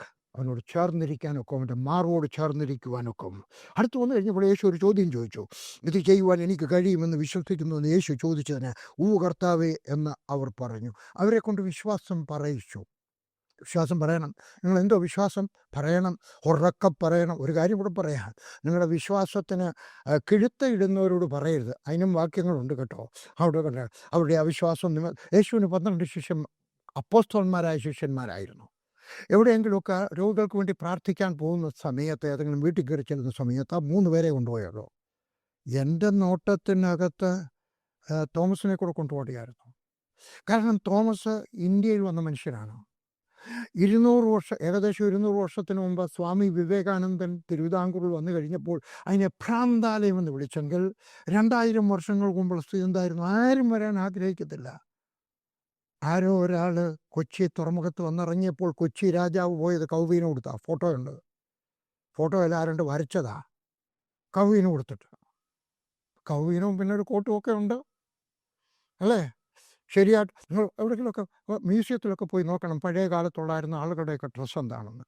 അങ്ങനെയുള്ള സ്ഥലത്ത് മാറ് പറിക്കാത്ത നാട്ടിൽ ആര് വരാൻ ഇഷ്ടപ്പെടും? തോമസ് വന്നു. ഒരു സപ്പോർട്ടും ഇല്ലാതെ വന്നു. ആരും വരാൻ ഇഷ്ടപ്പെടാത്ത ഭ്രാന്താലയം എന്ന് വിളിച്ച ദേശത്തേക്ക് വന്ന തോമസിനെ കൊണ്ടുപോയില്ല. വിശ്വാസം ഇല്ലാഞ്ഞിട്ടൊന്നും അല്ല കേട്ടോ. ഒരിക്കൽ സംശയിച്ചു, പറയാം അത് സംശയിച്ചെന്ന്. ഒരിക്കലാ. ബാക്കിയുള്ളവർ എത്ര പ്രാവശ്യം സംശയിച്ചു? 10 പ്രാവശ്യം സംശയിച്ചില്ലയോ? ഞാൻ സംശയിച്ചില്ലയോ? നിങ്ങൾ സംശയിച്ചില്ലയോ? പിന്നെ തോമസിനെ കൊണ്ടുപോയില്ല. മാത്രമല്ല വിശുദ്ധന്മാരായിട്ടുള്ള പലരും ഉണ്ടായിരുന്നു, പക്ഷെ അവരെ ആരെയും കൊണ്ടുപോയില്ല. 3 പേരെ മാത്രം. ആര്? വിശ്വാസത്തിനകത്ത് തുടിച്ചു നിൽക്കുന്നവരെ, തുളുമ്പി നിൽക്കുന്നവരെ. എൻ്റെ ആദ്യത്തെ പോയിന്റ് മനസ്സിലായോ? വിശ്വാസം വരുത്താ, തുളുമ്പി നിൽക്കണം, തുളുമ്പി നിൽക്കണം വിശ്വാസം. പിന്നെയും വിശ്വാസം. അവരൊന്ന് ഉണ്ടോ എന്ന് ചോദിച്ചപ്പോൾ ഉണ്ടെന്ന് 2 പേരും കൂടെ ഒന്നിച്ചു പറഞ്ഞു. പിന്നെയും യൂണിറ്റിയെ കാണിക്കും. നിങ്ങളുടെ യൂണിറ്റിയും വർദ്ധിപ്പിച്ചെടുക്കണം കേട്ടോ. 2 കൊരിന്ത്യർ 4:13 ഞാൻ വചനം പറഞ്ഞാണ്, ഞാൻ വിശ്വസിച്ചു അതുകൊണ്ട് ഞാൻ സംസാരിച്ചു. നിങ്ങൾക്ക് വിശ്വാസം ഉണ്ടെങ്കിൽ പറയണം. പറയേണ്ടിയവരോടെ പറയാവൂ, പക്ഷെ പറയേണ്ടിയവരൊക്കെ പറയണം. ഒന്നിച്ചു കൂടി പറയണം. നിങ്ങളുടെ കൊയിനോനിയ ഗ്രൂപ്പിൽ പറയണം, നിങ്ങളുടെ കുടുംബ പ്രാർത്ഥനയിൽ പറയണം, നിങ്ങളുടെ വീട്ടിൽ പറയണം. ഹല്ലേലൂയ. Faith speaks faith. വിശ്വാസം വിശ്വാസത്തിൻ്റെ ഭാഷയിൽ സംസാരിക്കുന്നു. Hallelujah. Faith refuses to speak unfaith. അവിശ്വാസം സംസാരിക്കാൻ വിസമ്മതിക്കുക. യേശു അവരുടെ കണ്ണു തൊട്ടു. ആരുടെ കണ്ണു തൊട്ടു? ഈ മുമ്പേ ഞാൻ പറഞ്ഞ 5 കാര്യങ്ങൾ ചെയ്തവരുടെ കണ്ണു തൊട്ടു. 1, അവർ പ്രാർത്ഥിച്ചു, യൂണിറ്റിയിൽ. 2, പിന്തുടർന്നു, പ്രയാസങ്ങളൊക്കെ ഉണ്ടായിട്ടും. 3, അടുക്കൽ വന്നു. 4, വിശ്വാസം പറഞ്ഞു. 4, യൂണിറ്റി വർദ്ധിപ്പിച്ചെടുത്തു. അവരുടെ കണ്ണു തൊട്ടു. നമ്മുടെയും കണ്ണ് തൊടണമെങ്കിൽ, നമ്മുടെയും കയ്യെ തൊടണമെങ്കിൽ, നമ്മുടെയും പേഴ്സിനെ തൊടണമെങ്കിൽ, നമ്മുടെയും വീടിനെ തൊടണമെങ്കിൽ, നമ്മുടെയും ബുദ്ധിയെ തൊടണമെങ്കിൽ, നമ്മുടെ ബിസിനസ്സിൽ തൊടണമെങ്കിൽ, നമ്മുടെ സഭയെ തൊടണമെങ്കിൽ, ഞാൻ പറയും, എൻ്റെ മിഷൻ ലീഡേഴ്സിൻ്റെ ഒക്കെ പറഞ്ഞിട്ടുണ്ട്, എല്ലാ കൂട്ടുവേലക്കാരുമായിട്ട് ഒരു ഐക്യതയെ വരുത്തില്ല, ഒരേ ഭാഷ സംസാരിക്കത്തില്ല. പക്ഷേ എങ്കിലും എൻ്റെ ലീഡർമാരുടെയൊക്കെ പറഞ്ഞിട്ടുണ്ട്, നിങ്ങൾ എൻ്റെ കൂടെ പ്രവർത്തിക്കുകയാണെങ്കിൽ, എൻ്റെ കൂടെ പ്രവർത്തിക്കണമെന്ന് എൻ്റെ ആഗ്രഹമാണെങ്കിൽ ഒരു കാര്യം ചെയ്യണം, ഞാൻ പറയുന്ന അതേ ഭാഷ നിങ്ങളും പറയണം. ഞാൻ ഒരിക്കൽ പറഞ്ഞു 200 സഭകൾ ഉണ്ടാക്കും. ഞങ്ങളെല്ലാവരും പറഞ്ഞു 200 സഭകൾ ഉണ്ടാക്കും. പിന്നെ ഞാൻ പറഞ്ഞു 2000 സഭകൾ ഉണ്ടാക്കും. നിങ്ങളെല്ലാവരും പറഞ്ഞു 2000 സഭകൾ ഉണ്ടാക്കും. അതുകൊണ്ട് നിങ്ങൾ ഒരേ ഭാഷ സംസാരിക്കുന്നവരായി തീരണം. ഹല്ലേലൂയ. അങ്ങനെയുള്ളവരുടെ കണ്ണു തൊടും. യേശുക്രിസ്തു പറഞ്ഞു, നിങ്ങളുടെ വിശ്വാസം പോലെ നിങ്ങൾക്ക് ഭവിക്കട്ടെ എന്ന് പറഞ്ഞു. ഹല്ലേലൂയ. ചിന്തിച്ചാലും യേശു ചിന്തിച്ചിരുന്നെങ്കിലും നടക്കത്തില്ലായിരുന്നു. യേശു പറയേണ്ട ആവശ്യമാണോ? എന്ന് പറഞ്ഞിരുന്നെങ്കിൽ നടക്കുമായിരുന്നു? ഇല്ല. വിശ്വാസം പറഞ്ഞവരുടെ പറഞ്ഞു. യേശുക്രിസ്തു പറഞ്ഞു, ഞങ്ങളുടെ വിശ്വാസം പോലെ. അതുകൊണ്ട് യേശുവും പറഞ്ഞു, നമ്മളും പറയണം. ഹല്ലേലൂയ. ഇത് ദൈവത്തിൻ്റെ സ്വർഗരാജ്യത്തിൻ്റെ വ്യവസ്ഥയാണ്. ഹല്ലേലൂയ. അതുകൊണ്ട് പറഞ്ഞു, എന്താ ദൈവം സൃഷ്ടിച്ച അങ്ങനെയാണ് പറഞ്ഞ്. യേശുക്രിസ്തു രോഗികളെ സൗഖ്യം അങ്ങനെ പറഞ്ഞ്. Hallelujah. He created with words. എൻ്റെ വിശ്വാസം പോലെ നിങ്ങൾക്ക് ഭവിക്കട്ടെ. അവരുടെ വിശ്വാസം കുറച്ചേ ഉണ്ടായിരുന്നുള്ളെങ്കിൽ ഒരാൾ പറയാ, ആർക്കറിയാം, തമാശ, നമ്മളെന്തായാലും അങ്ങ് പോവാൻ, കിട്ടുന്നെങ്കിൽ ആട്ടെ. ഇല്ല, വിശ്വാസം നിങ്ങൾ പറയണം. ഹല്ലേലൂയ. ഉടനെ അവരുടെ കണ്ണു തുറന്നു. ചിലപ്പോൾ അത്ഭുതം പെട്ടെന്നായിരിക്കും, അതിനാണ് മിറക്കിൾ എന്ന് പറയുന്നത്. ചിലപ്പോൾ സാവധാനത്തിൽ, അതിനാണ് ഹീലിംഗ് എന്ന് പറയുന്നത്. ചെറിയൊരു വ്യത്യാസമുണ്ട് മിറക്കിളും ഹീലിംഗും തമ്മിൽ. മിറക്കിൾ എന്ന് പറഞ്ഞാൽ പെട്ടെന്നാണ്. ഹീലിംഗ് അല്ലെങ്കിൽ സംഭവിക്കുന്നത് ചിലപ്പോൾ പതുക്കെ ആയിരിക്കും. ഹല്ലേലൂയ. ലില്ലിയുടെ കൈ ഒരിക്കൽ പൊങ്ങാതായി, ഇടത്ത് കൈ, ഫ്രോസൺ ഷോൾഡർ എന്ന് പറയും. പിന്നെ വേറെ എന്തെങ്കിലുമൊക്കെ കാണും, എനിക്ക് അറിഞ്ഞുകൂടാ. എന്തായാലും കൈ പൊങ്ങത്തില്ല. അതിശയോക്തി പറയുകയാണ്, 30 ഡിഗ്രി മേലോട്ട് വരും. പോട്ടെ, 45 ഡിഗ്രി എന്ന് വെച്ചു, ഇത്രയേ പോകത്തുള്ളൂ. പക്ഷേ ഞാൻ പ്രാർത്ഥിക്കുമ്പോഴോ അല്ലാത്തപ്പോഴൊക്കെ ലില്ലി പ്രാർത്ഥിക്കും, ദൈവമേ, എൻ്റെ ഭർത്താവിൻ്റെ കൈ എന്തുമാത്രം ഉയരുന്നോ അത്രയും ഉയരുവാൻ തക്കോണം നീ സഹായിക്കും. ഒരു ദിവസം ലില്ലിയുടെ കൈ പൊങ്ങി. മരുന്ന് കഴിച്ചിട്ടല്ല കേട്ടോ, ദൈവം ചെയ്തതാണ്. അധിക നാളൊന്നും ലില്ലി പറഞ്ഞില്ല, 6 വർഷമേ പറഞ്ഞുള്ളൂ. മനസ്സിലായോ? 6 വർഷം. നിന്റെ മിറക്കിൾ ഉടനെ സംഭവിച്ചില്ലെങ്കിൽ നീ കാത്തിരിക്കണം. സാവധാനത്തിലാണെങ്കിലും ഐക്യത ഉണ്ടാകുന്നില്ല, ഐക്യത ഉണ്ടാക്കിയെടുത്ത് പ്രാർത്ഥിച്ച് നേടിയെടുക്കണം. ഹല്ലേലൂയ.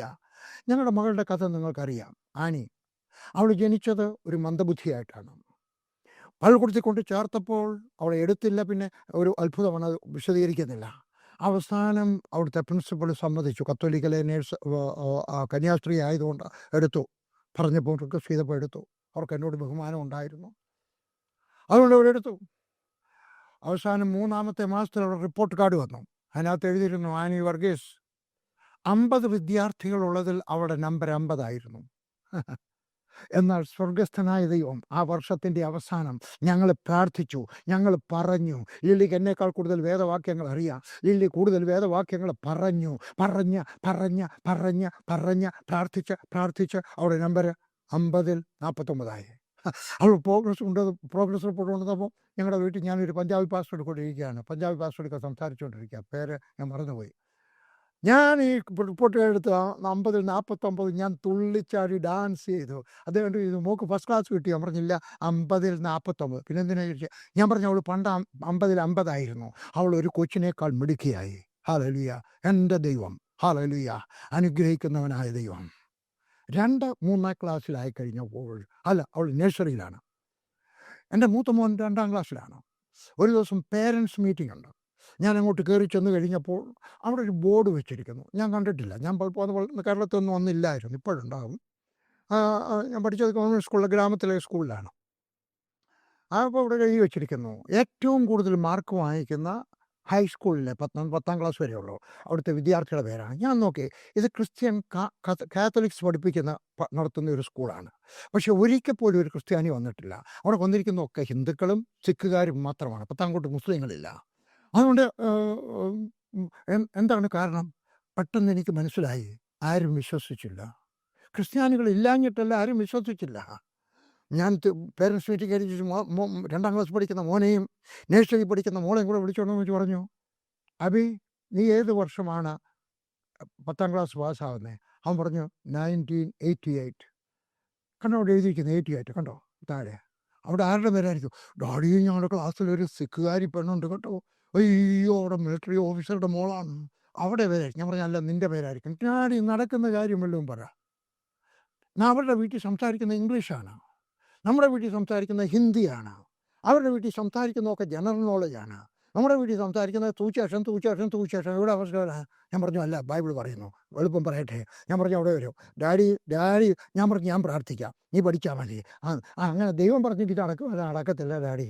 എങ്കിൽ ഞാൻ പറഞ്ഞു, ആനിയെ വിളിച്ചു, മോളെ നിൻ്റെ പേര് എവിടെ ആയിരിക്കും? അവൾക്ക് അറിയത്തില്ല. ഞാൻ പറഞ്ഞു 1990, നിൻ്റെ പേരായിരിക്കും. ആനി പറയും, ഓട്ടെ, ഒക്കത്തില്ലെന്ന് പറയാനും ബുദ്ധി വേണ്ടായോ? എല്ലാ പ്രാവശ്യവും ഞാൻ ചെല്ലുമ്പോൾ അവരെ അവിടെ ബോർഡിൻ്റെ അവിടെ നിർത്തി വെച്ച് പറഞ്ഞു, 1988 അബി വർഗീസ് കലിമേർ, 1990 ആനി വർഗീസ് കലിമേർ. എന്ത് പറ്റിയെന്നറിയാമോ? എൻ്റെ മകനാണ് സ്കൂളിനകത്തെ ഏറ്റവും കൂടുതൽ മാർക്ക് വാങ്ങിച്ച 10ാം ക്ലാസ് പാസ്സായ വിദ്യാർത്ഥിനി. എങ്ങനെയാണ്?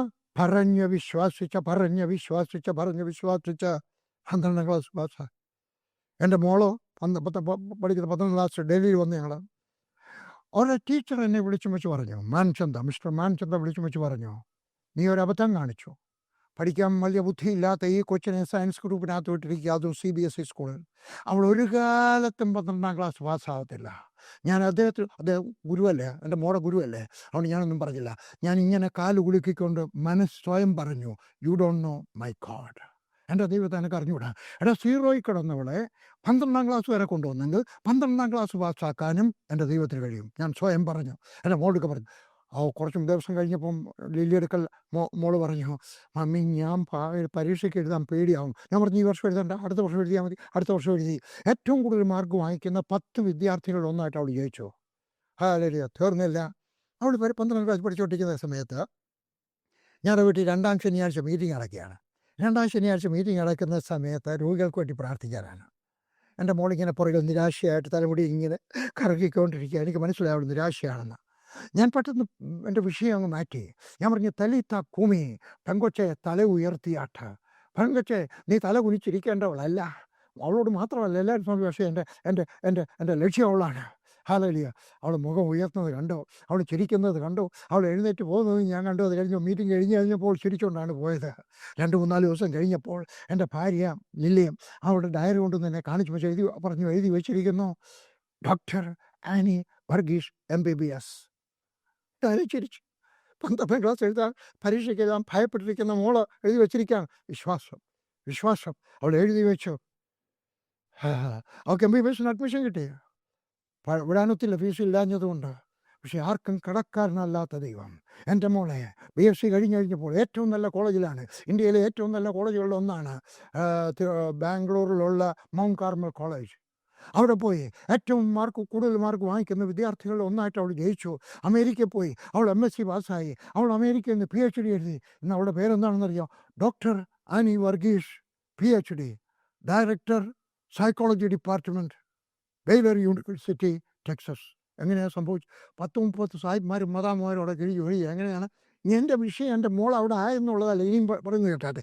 0-ലായിരുന്ന 50-50 12 പാസ്സാക്കി എന്ന ഒരു ഡിപ്പാർട്ട്മെൻറ്റ് ഡയറക്ടറാക്കി. ഈ ദൈവം ആരാണ്?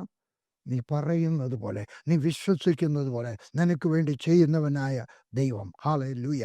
ഞാൻ പറയുന്നു, നിൻ്റെ അതിര് നീ ചെറുതാക്കി കളയരുത്. നിൻ്റെ അതിര് നീയാണ് നിശ്ചയിക്കുന്നത്. ഒന്ന് മതിയോ? അതോ ഒന്നുകൂടെ വേണോ? അതിര് നിശ്ചയിക്കുന്ന നീയാ. നിൻ്റെ അതിര് നീ ചെറുതാക്കി കളയരുത്. Don't make your circle small. Try a big circle for you. നീ വിശ്വസിക്കുന്നത് പോലെ. ഹല്ലേലൂയ. 10-ാം കൊട്ട് ഞാൻ ഭൂമി വാങ്ങിച്ചു. ജോൺ ഓസ്റ്റിൻ എന്ന് പറഞ്ഞ ദൈവദാസൻ വന്നു. നിങ്ങൾ ചോദിക്കും എന്തിനാ ഞാൻ ഈ ജോൺ ഓസ്റ്റിൻ്റെ പേര്? എൻ്റെ ഒരു മെൻറ്ററായിരുന്നു കുറച്ചേറെ വർഷത്തെ. അതുകൊണ്ട് അദ്ദേഹത്തിൻ്റെ കഥകളാണ് എനിക്ക് അധികവും ഓർമ്മ വരുന്നത്. അദ്ദേഹം വന്നു, എന്നെ കാണാൻ വന്നതാണ്. എനിക്കൊരു വിമാനം വാങ്ങിച്ചു തരാൻ വന്നതാണ്. വിമാനം എന്തൊക്കെ പറഞ്ഞു, വർഗീസ് നീ ഇങ്ങനെ പർവ്വതത്തിലൊക്കെ പോകുന്നറിഞ്ഞു, ഇനി അങ്ങനെ പോകേണ്ട ആവശ്യമില്ല, നടന്നു പോകേണ്ട ആവശ്യമില്ല, ഞാൻ വിമാനം വാങ്ങിച്ചത് പറഞ്ഞു. എനിക്ക് വിമാനത്തിൻ്റെ ആവശ്യമില്ല, ഞാൻ നടന്നു പോയിക്കോളാം. അത് എനിക്കൊരു വണ്ടി വാങ്ങിച്ചു തന്നു. 1,10,000 രൂപയായിരുന്നു അന്നത്തെ ഒരു മിനി ബസ്സിൻ്റെ വില, മഹീന്ദ്രയുടെ മിനി ബസ്സിൻ്റെ വില. അത് തന്നു. എന്നിട്ട് ഒരിടത്തോട്ട് പോവുക. ഞങ്ങൾ ബക്കളോ എന്ന് പറഞ്ഞ സ്ഥലത്ത് ഹിമാചലിലോട്ട് പോവുകയാണ് കാറിനകത്ത്. ഒരു പഴയ കാർ, അങ്ങോട്ടെ കാർ, അന്ന് ടാക്സി ഒന്നുമില്ല ഉള്ള കാലമല്ല. ഒരു പഴയ ആരാണ്ടുള്ള കാറിന് ടാക്സി, അതിനകത്ത് പോവാണ്. ഒരിടത്ത് കൊണ്ട് നടത്തുമ്പോൾ ഞാൻ പറഞ്ഞു, നോക്കിയാൽ ഞാൻ ഇവിടെ ഒരു ചെറിയൊരു ഭൂമി, ഒരു തുണ്ട് ഭൂമി വാങ്ങിച്ചു. 100 അടി വീതി, 112 അടി നീളം, ഇത്രയുള്ള ഒരു ഭൂമി വാങ്ങിച്ചിട്ടുണ്ട്. ഞാൻ പറഞ്ഞു, എനിക്കൊരാഗ്രഹമുണ്ട്. ഈ കാണുന്ന ഭൂമി അവിടെ 3 തട്ടായിട്ട് ഇളക്കുകയാണ്. ഞാൻ പറഞ്ഞു, ഈ 2 തട്ടും എനിക്ക് വാങ്ങിച്ചു കൊള്ളാമെന്നുണ്ട്. ഏകദേശം ഒരു 30 ഏക്കർ ഭൂമിയാണ്. അദ്ദേഹം എൻ്റെയൊക്കെ പറഞ്ഞു, വിമാനം വാങ്ങിച്ചു തരാമെന്ന മനുഷ്യനാണ്. എൻ്റെ പറഞ്ഞു, വർഗീസ് ഇതല്ല, ഇത് മുഴുവൻ അങ്ങ് വാങ്ങിയത്. ഞാൻ പറഞ്ഞു, വേണ്ട, എനിക്ക് ഇത്രയും മതി. അദ്ദേഹം അത്രയും വാങ്ങിക്കാനായിട്ട് 10 ലക്ഷം രൂപ തന്നു. വർഷങ്ങൾ ചിലത് കഴിഞ്ഞു. 1991 പാസ്റ്റർ KC ജോൺ നീരേറ്റുപുറം ഞങ്ങളിവിടെ പ്രസംഗിക്കാനായിട്ട് വന്നു. ഞാൻ അദ്ദേഹത്തെ കൊണ്ട് നടന്ന് വിശ്വാസത്താൽ എനിക്ക് നേടിയെടുക്കാൻ കഴിഞ്ഞ കഥകളൊക്കെ പറയുമായിരുന്നു. ജോൺ ഓസ്റ്റിനുമായിട്ട് നിന്ന സ്ഥലത്ത് ഞാൻ നിന്ന് വെച്ച് പറഞ്ഞു, ഞാനിവിടെ നിന്നുകൊണ്ടാണ് പറഞ്ഞത്. അന്നേരം ജോൺ ഓസ്റ്റിനൊക്കെ പറഞ്ഞു, ഈ കാണുന്ന ഭൂമി എല്ലാം വാങ്ങിച്ചാട്ടെ. പക്ഷേ ഞാൻ പറഞ്ഞു, എനിക്ക് ഇത്ര മാത്രം മതി. പെട്ടെന്ന് എൻ്റെ മനസ്സ് പറഞ്ഞു, നിന്റെ വൃത്തം നീയാണ് ചെറുതാക്കി കളഞ്ഞത്, ദൈവമല്ല. ജോൺ ഓസ്റ്റിൻ മുഴുവൻ വാങ്ങിച്ചു തരുമായിരുന്നു. എനിക്ക് ആവശ്യമുണ്ടായിരുന്നു. പിന്നീട് വാങ്ങിക്കേണ്ടത് വലിയ വില കൊടുത്ത് വാങ്ങിക്കേണ്ടി വന്നു. ഞാൻ നിങ്ങളുടെയൊക്കെ പറയുകയാണ്, നിങ്ങളുടെയും അനുഗ്രഹത്തിൻ്റെ വൃത്തം നിങ്ങൾ ചെറുതാക്കി കളയരുത്. നിനക്ക് തരുന്നവനായ ദൈവം വലിയവനാണ്, കരുണാസമ്പന്നനാണ്, അവൻ്റെ കൈ വലുതാണ്. അതുകൊണ്ട് അവനോട് വലിയ കാര്യങ്ങൾ ചോദിക്കുക, അവന് വേണ്ടി ചോദിക്കുക, അവൻ നിനക്ക് തരും. അവൻ്റെ ഹൃദയം വലുതാണ്, അവൻ്റെ സ്നേഹം വലുതാണ്. ഇതാ യേശു ക്രിസ്തു പറഞ്ഞു, യോഹന്നാൻ 4:10, നീ ദൈവത്തിൻ്റെ ദാനവും നിന്നോട് കുടിപ്പാൻ ചോദിക്കുന്നവൻ ആരെന്നും അറിഞ്ഞിരുന്നുവെങ്കിൽ നീ അവനോട് ചോദിക്കുകയും അവൻ ജീവനുള്ള വെള്ളം തരികയും ചെയ്യുമായിരുന്നു. അവൻ വെള്ളം ചോദിച്ചാൽ വെള്ളം തരും. വെള്ളം തരുന്നു, സാധാരണ വെള്ളം ചോദിച്ചാൽ ജീവനുള്ള വെള്ളം തരും. നീ ചോദിക്കുന്നതിനേക്കാൾ നല്ലത് തരും. നീ ആരോഗ്യം ചോദിച്ചാൽ ആരോഗ്യം തരും. 84-ാമത്തെ വയസ്സിൽ നീ ആരോഗ്യം ദൈവം കിട്ടിയതാണ്.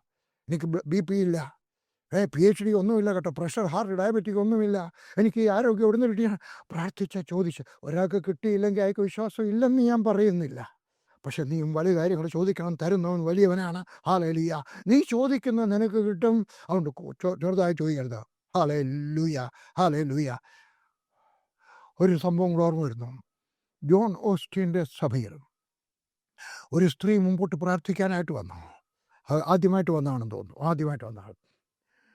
അദ്ദേഹത്തിൻ്റെ പുസ്തകത്തിനകത്തല്ല, അദ്ദേഹത്തിൻ്റെ നേരിട്ട് പറഞ്ഞതാണ്. ദേഹത്തെല്ലാം കയ്യിലെല്ലാം ചെതുമ്പൽ പോലെ ഇരിക്കുകയാണ്. പറഞ്ഞ് നടന്നു പോകുമ്പം പോലും ചിലപ്പോഴൊക്കെ തൂക്കേണ്ടി വന്നിട്ടുണ്ട്. അതുപോലെ പൊടിഞ്ഞു വീഴും. മുഖത്തുമെല്ലാം ഉണ്ട്, കയ്യിലും എല്ലാം ഉണ്ടോ.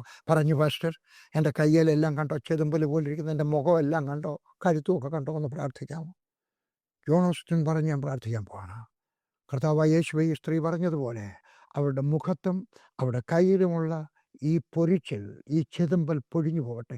എല്ലാം താഴെ വീണു. അവർ തുള്ളിച്ചാടി. എന്നിട്ട് അവർ പതുക്കെ ഉടുപ്പൊന്ന് പൊക്കി നോക്കി. അയ്യോ, എൻ്റെ വയറല്ലേ പോയില്ല, അയ്യോ ഞാനത് ചോദിച്ചില്ല, ഒന്നുകൂടെ പ്രാർത്ഥിക്കണം. യോണോസിന് ഒന്നുകൂടെ പ്രാർത്ഥിച്ചു പോയില്ല. അവർ പറഞ്ഞു, ഞാനാണ് എൻ്റെ അനുഗ്രഹം ലിമിറ്റ് ചെയ്ത് കളഞ്ഞത്. നീ ദൈവത്തോട് ചോദിക്കുമ്പോൾ ലിമിറ്റ് ചെയ്ത് ചോദിക്കണം. ഇവിടെ 2 കുരുടന്മാർ കേട്ടിരിക്കും. എന്താണ് ഈ യേശുവിൻ്റെ അടുക്ക 2 കുരുടന്മാർ 23 26 വരെ ഉള്ളത്? ഹല്ലേലൂയ. അവിടെ പറഞ്ഞിരിക്കുകയാണ്, ഒരു മരിച്ച പെൺകുട്ടി വിശ്വാസം കേൾവിയാൽ വന്നു. 20 മുതൽ 22 വരെ വാക്യത്തിനകത്ത്, രക്തസ്രാവക്കാരി നീയും കേൾക്കണം, എല്ലാ ദിവസവും കേൾക്കണം. നീ വേദപുസ്തകം വായിക്കുന്നവരും ഡെറിപ്പിങ്സ് അങ്ങനെയാണ്. വിശ്വാസം കേൾവിയാൽ വരുന്നു. അദ്ദേഹം വേദപുസ്തകം വായിക്കുമ്പോഴും ഉറക്കെ വായിച്ചു. നീയും വായിക്കണം, കേൾക്കണം. ഹല്ലേലൂയ. അതുകൊണ്ട് 2 കുരുടന്മാരും യേശുവിൻ്റെ പുറകെ വന്ന് ചോദിച്ചു. ഹല്ലേലൂയ. ഇന്ന് പലരും പ്രാർത്ഥിക്കുന്നു, കിട്ടിയാലൊക്കെ കിട്ടിയില്ലെങ്കിലും ഒക്കെ. അങ്ങനെയല്ല. ചില കിട്ടിയില്ലെങ്കിൽ അത് ദൈവത്തിൻ്റെ ഇഷ്ടമായിരിക്കും. അങ്ങനെ ഹാലേലുയ, ഹാലേലുയ. പ്രാർത്ഥിക്കണം. ഉറച്ച വിശ്വാസമുള്ളവർ കിട്ടിയില്ലെങ്കിലും വചനം പഠിക്കുന്നു, ജീവിതം പരിശോധിക്കുന്നു, പരീക്ഷണം നടത്തുന്നു, വാഗ്ദത്തം ഉദ്ധരിച്ച വിശ്വാസം വർദ്ധിപ്പിക്കുന്നു. ആഗ്രഹിക്കുന്ന അനുഗ്രഹം കിട്ടുന്നത് വരെ, പിടിച്ചെടുക്കുന്നത് വരെ അവർ പറഞ്ഞുകൊണ്ടേയിരിക്കും. 4, നിന്നെപ്പറ്റി എഴുതിയിരിക്കുന്ന വാഗ്ദത്തം ഈ പുസ്തകത്തിലുണ്ട്. നിന്നെപ്പറ്റി എഴുതിയിരിക്കുന്ന വാഗ്ദത്തം ഈ പുസ്തകത്തിലുണ്ട്. കണ്ടുപിടിക്കുക. നേരത്തെ കണ്ടുപിടിച്ചത് ചെറുതായി പോയെങ്കിൽ കുറച്ചുകൂടെ വലുതാക്കണം. നേരത്തെ കണ്ടുപിടിച്ചത് അന്നത്തെ വിശ്വാസം അനുസരിച്ച് അല്ലേ. പോൾ യോങ്കിച്ചോ 1500 പേർക്ക് വേണ്ടി പ്രാർത്ഥിച്ചു, 1200 ആയപ്പോൾ 3000 വേണ്ടി പ്രാർത്ഥിച്ചു, 2500 ആയപ്പോഴത്തേക്ക് അയ്യ. അങ്ങനെ ചെറിയ ആദ്യത്തെ വൃത്തം നീ കണ്ടുപിടിച്ചത് ചെറുതായി പോയെങ്കിൽ വലുതായിട്ട് കണ്ടുപിടിക്കണം. ഹല്ലേലൂയ. ഞാൻ കട്രായി ചെന്ന സമയത്ത് എൻ്റെ മിഷൻ്റെ പേരിട്ടത് കട്ര ഇവാഞ്ചലിക്കൽ മിഷൻ എന്നായിരുന്നു. എന്നാൽ കുറച്ച് ദിവസം കഴിഞ്ഞു, ഞങ്ങളുടെ വേല കട്രായിൽ നിന്ന് വേറൊരിടത്തൂടെയൊക്കെ ആയി കഴിഞ്ഞപ്പോൾ ഉടനെ തന്നെ ഞാൻ പേരിട്ടു കാശ്മീർ ഇവാഞ്ചലിക്കൽ ടീം. മിഷൻ എന്നുള്ളത് ഞാൻ മാറ്റി ടീം എന്നാക്കി. അത് കഴിഞ്ഞ് വെച്ച് പഞ്ചാബിലോട്ടൊക്കെ വളർന്നു കഴിഞ്ഞപ്പോൾ ഞാൻ നിൻ്റെ വൃത്തം ചെറുതായി പോയെങ്കിൽ അതിനെ വലുതാക്കി എടുക്കണം എന്ന് പറഞ്ഞാൽ, നിങ്ങളുടെ സഭയിൽ വിചാരിച്ച ഒരു ഭാഷയാണ് അല്ലെങ്കിൽ ഒരു പട്ടക്കാരനാണ്.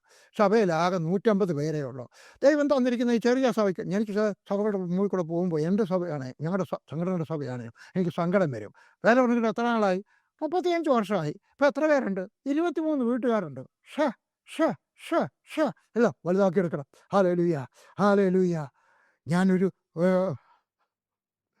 പണ്ടൊരു വിശ്വാസമുള്ള ഒരു മനുഷ്യൻ്റെ പ്രസംഗം കേട്ടുകൊണ്ടിരിക്കുമ്പോൾ ഞാൻ എൻ്റെ ബൈബിളിനകത്ത് പേന എടുത്തിട്ട് വലിയ അക്ഷരത്തിൽ സ്കെച്ച് പെൻ വെച്ച് എഴുതി വെച്ചു, Lord I want an aeroplane. എനിക്കൊരു വിമാനം വേണം. എനിക്ക് വേണ്ടിയിട്ടാണോ? അല്ല, കിട്ടിയാൽ ഒരാന, പോയാൽ ഒരു വാക്ക്. എനിക്കല്ലെങ്കിൽ എൻ്റെ മക്കൾക്ക് കിട്ടും, അല്ലെങ്കിൽ അവരുടെ മക്കൾക്ക് കിട്ടും. ഞാൻ വിശ്വസിക്കുക, ഞാൻ പറഞ്ഞു, എൻ്റെ സ്വർഗസ്ഥനായ ദൈവം എന്നെങ്കിലും തരും. ഹല്ലേലൂയ. ഞാൻ ലില്ലിയും കൂടി ഒരിക്കൽ അമേരിക്കയിലെ എയർപോർട്ടിൽ നിൽക്കുകയാണ്, പ്ലെയിനകത്തോട്ട് കയറാൻ നിൽക്കുകയാണ്. ആ അമേരിക്കയിലൊക്കെ ഒത്തിരി പ്ലെയിനാണ് കേട്ടോ. നമ്മുടെ ഇന്ത്യയിൽ തന്നെ ഒത്തിരി ഉണ്ട്, അതിനേക്കാളൊക്കെ വളരെ വളരെ കൂടുതലാണ്. 100 ഇരട്ടിയെങ്കിലും ഉണ്ട് ഓരോ എയർപോർട്ടിലും. അപ്പോൾ ഇങ്ങനെ പൈലറ്റുമാർ വരുന്നു, യാത്രക്കാർ വരുന്നു, പൈലറ്റുമാർ വരുന്നു, എയർ ഹോസ്റ്റസ്മാർ വരുന്നു. ഞാൻ അവിടെ നിന്ന് പറഞ്ഞു, ലില്ലി, നമ്മുടെ കുടുംബത്തിൽ, എൻ്റെ കുടുംബത്തിലോ തൻ്റെ കുടുംബത്തിലോ ഒരു പൈലറ്റും ഇല്ല. നമുക്കൊന്ന് പ്രാർത്ഥിക്കാം ഒരു പൈലറ്റ് ഉണ്ടാവാനായിട്ട്. അവിടെ നിന്ന് ഞാൻ പരസ്യമായിട്ട് പ്രാർത്ഥിക്കാൻ എനിക്ക് ലജ്ജയില്ല കേട്ടോ. റോഡിൽ നിന്ന് പ്രാർത്ഥിക്കാം, ആശുപത്രിയിൽ നിന്ന് പ്രാർത്ഥിക്കാം, ജയിലിൽ നിന്ന് പ്രാർത്ഥിക്കാം, എവിടെ നിന്ന് എവിടെയെങ്കിലും പ്രാർത്ഥിക്കാം. അന്ന് അവിടെ ഉറക്കെയല്ല പ്രാർത്ഥിച്ചു, പക്ഷേ ഞാനെങ്കിലും മറ്റുള്ളവർ കേട്ടാലും എനിക്ക് പേടിയില്ലാത്ത വിധത്തിൽ അവിടെ നിന്ന് പ്രാർത്ഥിച്ചു. കർത്താവേ, ഞങ്ങളുടെ കുടുംബത്തിനകത്ത്, എൻ്റെ കുടുംബത്തിലോ ലീലയുടെ കുടുംബത്തിലോ ഒരു പൈലറ്റ് ഇല്ല. സ്വർഗസ്ഥനായ ദൈവം നീ ഒരു പൈലറ്റിന് തരണമേ. 6ാമത്തെ മാസം എൻ്റെ മരുമോൻ പൈലറ്റായി, ലൈസൻസ്ഡ് പൈലറ്റായി അമേരിക്കയിൽ. ഞാൻ ഈ പറയുന്നതിൻ്റെ അർത്ഥം എനിക്കറിഞ്ഞുകൂടായിരുന്നു കേട്ടോ, അവൻ പഠിക്കുന്നുണ്ടായിരുന്നു. ഞാൻ പറയുന്നു, നീയും ഒരു വലിയ വൃത്തം വരയ്ക്കുക. നീ വായിക്കുന്ന വൃത്തം ചെറുതായി പോകരുത്. യേശു ഇതാ നമുക്കൊരു പാഠം പഠിപ്പിക്കുകയാണ്. ലൂക്കോസിൻ്റെ സുവിശേഷം. എന്താണ് ഞാൻ പറഞ്ഞ വിഷയം? നിന്നെപ്പറ്റി എഴുതിയിരിക്കുന്ന ഒരു ഭാഗം വേദപുസ്തകത്തിലുള്ളത് കണ്ടുപിടിക്കണം. ലൂക്കോസിൻ്റെ സുവിശേഷം 4-ാം അധ്യായത്തിൻ്റെ 16 മുതൽ 19 വരെ. യേശു വളർന്ന നസ്രത്തിൽ വന്നു. ശബത്തിൽ തൻ്റെ പതിവ് പോലെ. യേശു എല്ലാ ആഴ്ചയിലും പള്ളിയിൽ പോകുമായിരുന്നു കേട്ടോ. നിങ്ങളും പോകണം, വല്ലപ്പോഴും അല്ല. ചില അച്ചായന്മാർ പറയും, അന്നാമ്മേ നീ പിള്ളേരെയും വിളിച്ചുകൊണ്ട് ചർച്ചിലോട്ട് പോകും, ഇന്ന് എനിക്കൊരു തലവേദന വരുമെന്നൊരു വിചാരം. വന്നിട്ടില്ല, വരുമെന്നൊരു വിചാരം, വിശ്വാസം. ലൂക്കോസ് 4:16 മുതൽ 19 വരെ. യേശു വളർന്ന നസ്രയത്തിൽ വന്നു. ശബത്തിൽ തൻ്റെ പതിവ് പോലെ എന്ന് പറഞ്ഞാൽ യേശു ക്രിസ്തു പതിവ് പോലെ ആരാധനയ്ക്ക് പോകുമായിരുന്നു. വല്ലപ്പോഴും അല്ല, ഓൺലൈനിലല്ല, നേരിട്ട് അവിടെ പോകുമായിരുന്നു. പതിവ് പോലെ പള്ളിയിൽ ചെന്ന് വായിപ്പാൻ എഴുന്നേറ്റ് നിന്നു. അവൻ്റെ ചെല്ലുക മാത്രമല്ല, ശുശ്രൂഷയുണ്ടായിരുന്നു. നിങ്ങളും പോകുന്ന ചർച്ചിൽ എന്തെങ്കിലും ജോലി ചെയ്യണം. എൻ്റെ കുഞ്ഞുങ്ങളെല്ലാം പലയിടത്ത് പഠിച്ചുകൊണ്ടിരുന്നൊരു കാലമുണ്ടായിരുന്നു. ആ കാലത്ത് പഠിച്ചുകൊണ്ടിരിക്കുമ്പോഴും ഞാൻ അവർക്ക് എല്ലാവർക്കും കൂടെ അന്നത്തെ കാലത്ത് ടൈപ്പ് ചെയ്ത് എഴുതയക്കും, കാർബൺ പേപ്പർ വെച്ചിട്ട്. ഞാൻ എഴുതി, നിങ്ങൾ ചർച്ചിൽ പോകണം, ചർച്ചിൽ പോയിട്ട് കസേര ചൂടാക്കിയിട്ട് തിരിച്ചു വരികയല്ല, സ്വത്രാഴ്ച ഇട്ടിട്ട് വരികയല്ല. പിന്നെ അവിടെ എന്തെങ്കിലും വേല ചെയ്യണം. കസേര തുടച്ചിടണം, കക്കൂസ് കഴുകി കൊടുക്കാം, ഒന്നും അല്ലെങ്കിൽ പാസ്റ്റർ എടുക്കുക ചോദിച്ചാട്ടെ. ഞാൻ നിങ്ങളുടെ അടുക്കലും പറയുകയാണ്, നിങ്ങളും പോകുന്ന ചർച്ചിൽ എന്തെങ്കിലും ജോലി ചെയ്യണം. അവൻ പതിവ് പോലെ പള്ളിയിൽ ചെന്ന് വായ്പാൻ എഴുന്നേറ്റ് നിന്നു. യെശയ്യാ ദൈവപുത്രൻ വേദപുസ്തകം വായിക്കാൻ എഴുന്നേറ്റ് നിന്നു. പിന്നെ ഞാനൊന്നിയോ, ഹല്ലേലൂയ. യെശയ്യാ പ്രവാചകൻ്റെ പുസ്തകം അവന് കൊടുത്തു.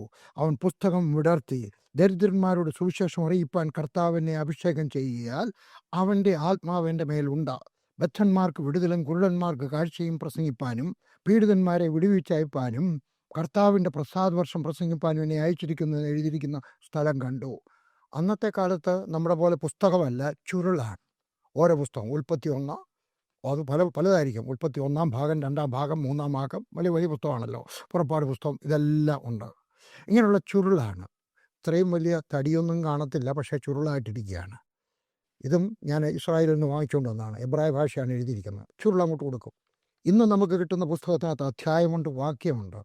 പക്ഷേ അന്ന് പുതിയ നിയമത്തിനകത്തും ഇല്ലായിരുന്നു. പുതിയ നിയമം എഴുതിയ സമയത്തും അധ്യായമൊന്നും ഇല്ലായിരുന്നു. പിന്നെ വേദപണ്ഡിതന്മാർക്ക് നമുക്ക് എളുപ്പം കണ്ടുപിടിക്കാനായിട്ടൊക്കെ വാക്യങ്ങളൊക്കെ ഇട്ടാ അവിടെ കൊടുത്തു. എവിടുന്നാണ് വായിക്കുന്നത്? അവനാ നിശ്ചയിക്കുന്നത്. അവന് കൊടുത്തു കഴിഞ്ഞപ്പോൾ എഴുതിക്കുന്നുണ്ടോ എന്ന് എഴുതിയിരിക്കുന്ന സ്ഥലം കണ്ടു. അവൻ അങ്ങനെയുള്ള സ്ഥലം കണ്ടുപിടിച്ചു. അവനെപ്പറ്റി എഴുതിയിരുന്ന ഭാഗം കണ്ടുപിടിച്ചു. യെശയ്യാവിൻ്റെ പുസ്തകം 61 അധ്യായത്തിനകത്തു നിന്നാണ് വായിച്ചത് കേട്ടോ. അതാണ് വായിച്ചത്.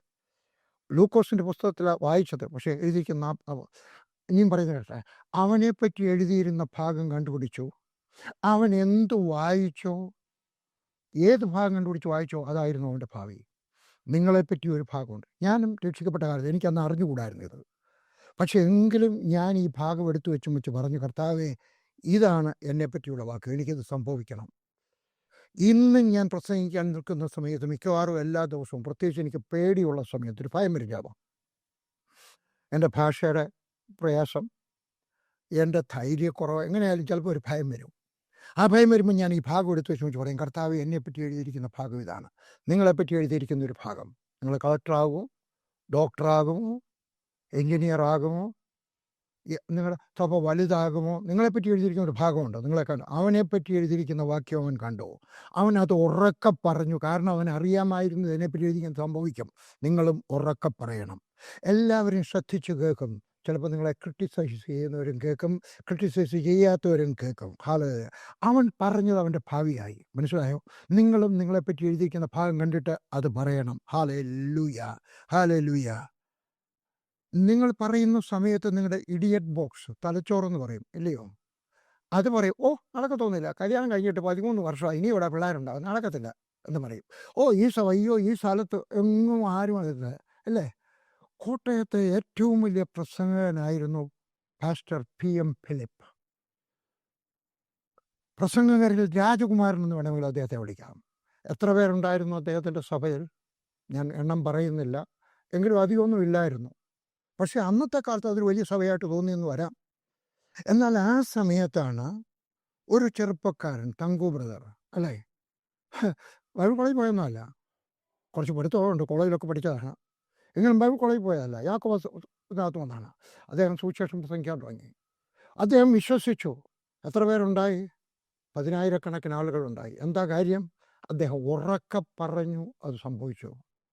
എനിക്കിപ്പോഴും ഓർമ്മയുണ്ട്. ഞാനൊരിക്കൽ മാവേലിക്കര കൂടെ അങ്ങനെ പോവുകയാണ്. എന്നെ കൊണ്ടുപോയത് തിരുവല്ലയിലെ ഹോമിയോ ഡോക്ടറായിരുന്ന ഡോക്ടർ വർഗീസാണ്. ഞാൻ ചെല്ലുമ്പോഴൊക്കെ, അന്ന് കാർ ആർക്കും ഇല്ലാത്ത കാലമാണ്. അദ്ദേഹത്തിൻ്റെ കാറുണ്ട്. ഞങ്ങളൊരു ബന്ധുക്കളാണ്. അതുകൊണ്ട് എന്നെയും കൊണ്ട് പോകും. എൻ്റെ വീടെല്ലാം അറിയാം, പപ്പായുടെ വീടെല്ലാം അറിയാം, അമ്മച്ചിയുടെ വീടെല്ലാം അറിയാം. അവിടെ എല്ലാം കൊണ്ടുപോകും. രാവിലെ 5 മണിക്ക് അവിടെ കൊണ്ടുപോകും. എൻ്റെ അങ്ങോട്ട് പോയപ്പോൾ പറഞ്ഞു, വർഗീശ്വര അയ്യോ, എന്നെ അങ്കിളെന്നാണ് വിളിക്കുന്നു തോന്നുന്നു, അല്ല അറിയാമല്ലോ, എന്തുവാരും വർഗീശ്വര അറിയാം. ഇവിടെ കുറച്ച് പെണ്ണുങ്ങൾ, അദ്ദേഹത്തിൻ്റെ ഭാഷയാണ്, അന്നത്തെ ഭാഷ, പെണ്ണുങ്ങളിരുന്ന് പ്രാർത്ഥിക്കുന്നുണ്ട്. അവരുടെ തലയിലൊന്ന് കൈവച്ചാൽ അവർക്ക് വലിയ നിധി കിട്ടുന്ന പോലെ ആയിരിക്കും. ഞാൻ പറഞ്ഞു പോകാൻ, പക്ഷേ പ്രസംഗിക്കാൻ പറയരുത്, കാരണം അത് കഴിയുമ്പോൾ എനിക്കൊരു പ്രസംഗമുണ്ട്. ഞാൻ ചെന്നപ്പോൾ ഒരു ചെറുപ്പക്കാരൻ അവിടെ ഇരിപ്പുണ്ട്. ഞാനും താഴെ ഇരുന്നു. ചെറുപ്പക്കാരൻ കസേരയിലായിരിക്കുന്നത്, ബാക്കിയൊക്കെ സ്ത്രീകളാണ്. ഞാൻ അദ്ദേഹത്തിൻ്റെ ഓരോരുത്തരുടെയും തലയെ കൈവച്ച് പ്രാർത്ഥിച്ചു. ചിലർക്ക് ചില ആലോചന കിട്ടിയത് പറഞ്ഞു. ആ ചെറുപ്പക്കാരൻ്റെ അടുക്കലും വന്നു. ഞാൻ ചെറുപ്പക്കാരൻ്റെ അടുക്കലും ഏതാണ്ട് ആലോചന പറഞ്ഞു. അത് ഞാൻ പറഞ്ഞു, ഞാൻ പോവാണ്. ഞാൻ എളുപ്പം വണ്ടിക്കകത്തോട്ട് കയറി.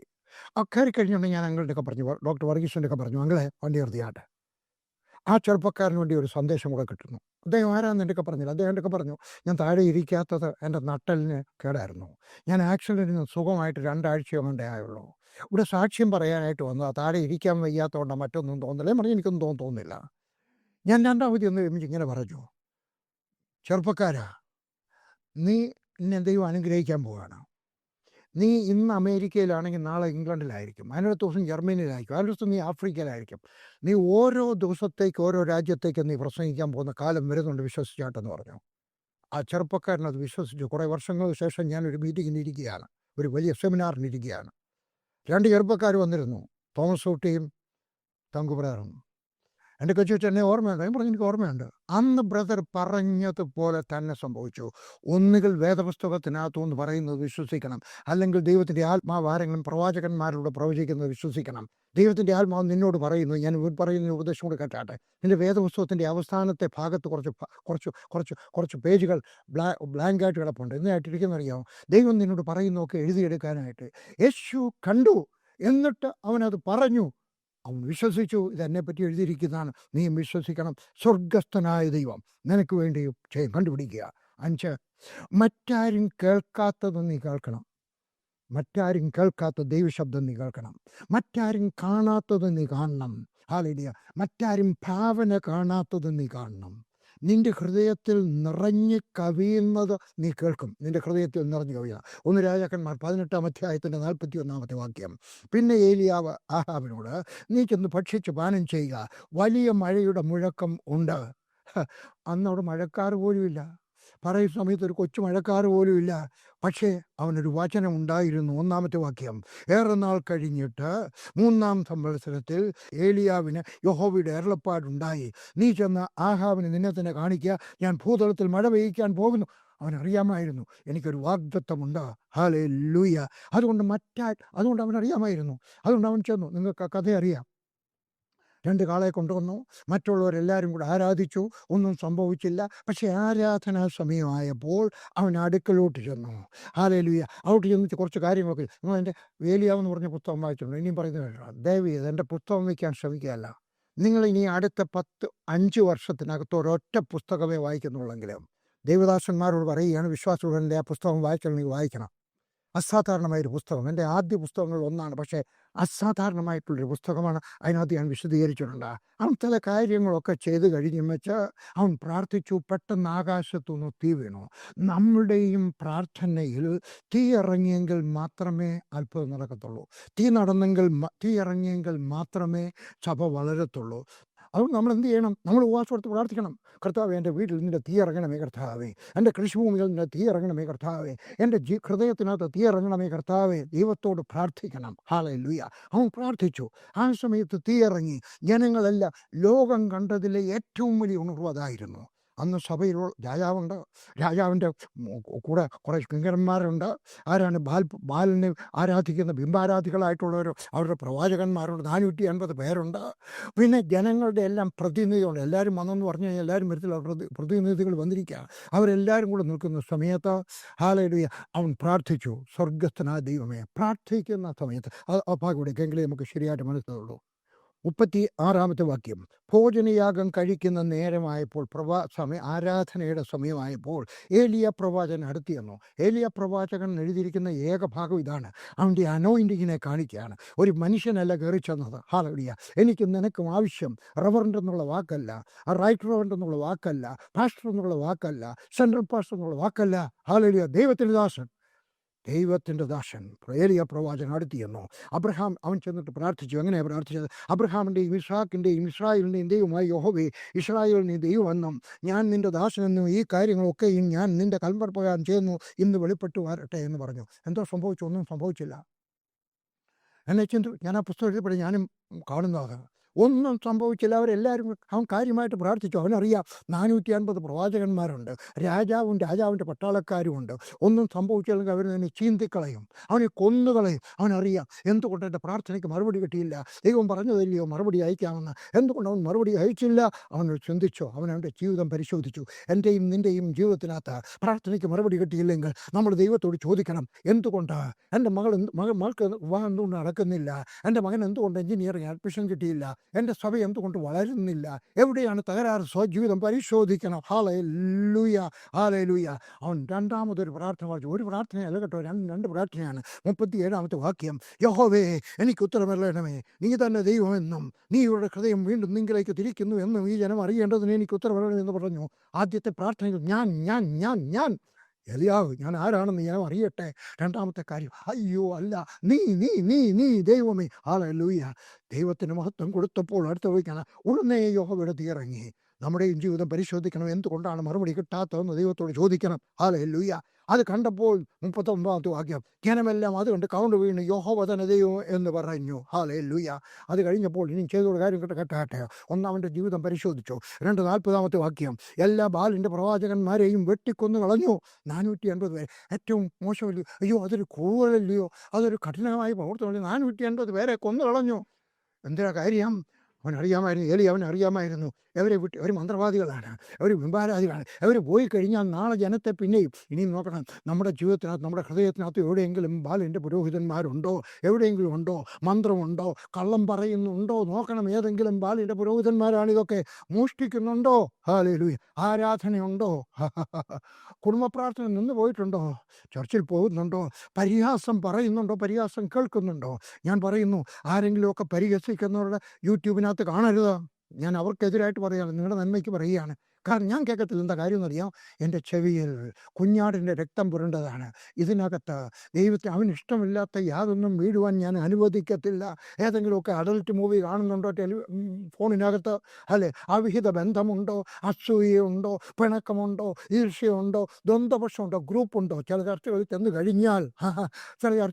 കഴിഞ്ഞാൽ പോലും അവിടെ ഗ്രൂപ്പുണ്ട്.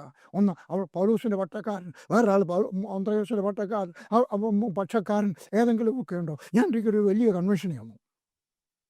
ഞാൻ പറയുമ്പോഴേ നിങ്ങൾക്കറിയാം ആരുടെയാണ്.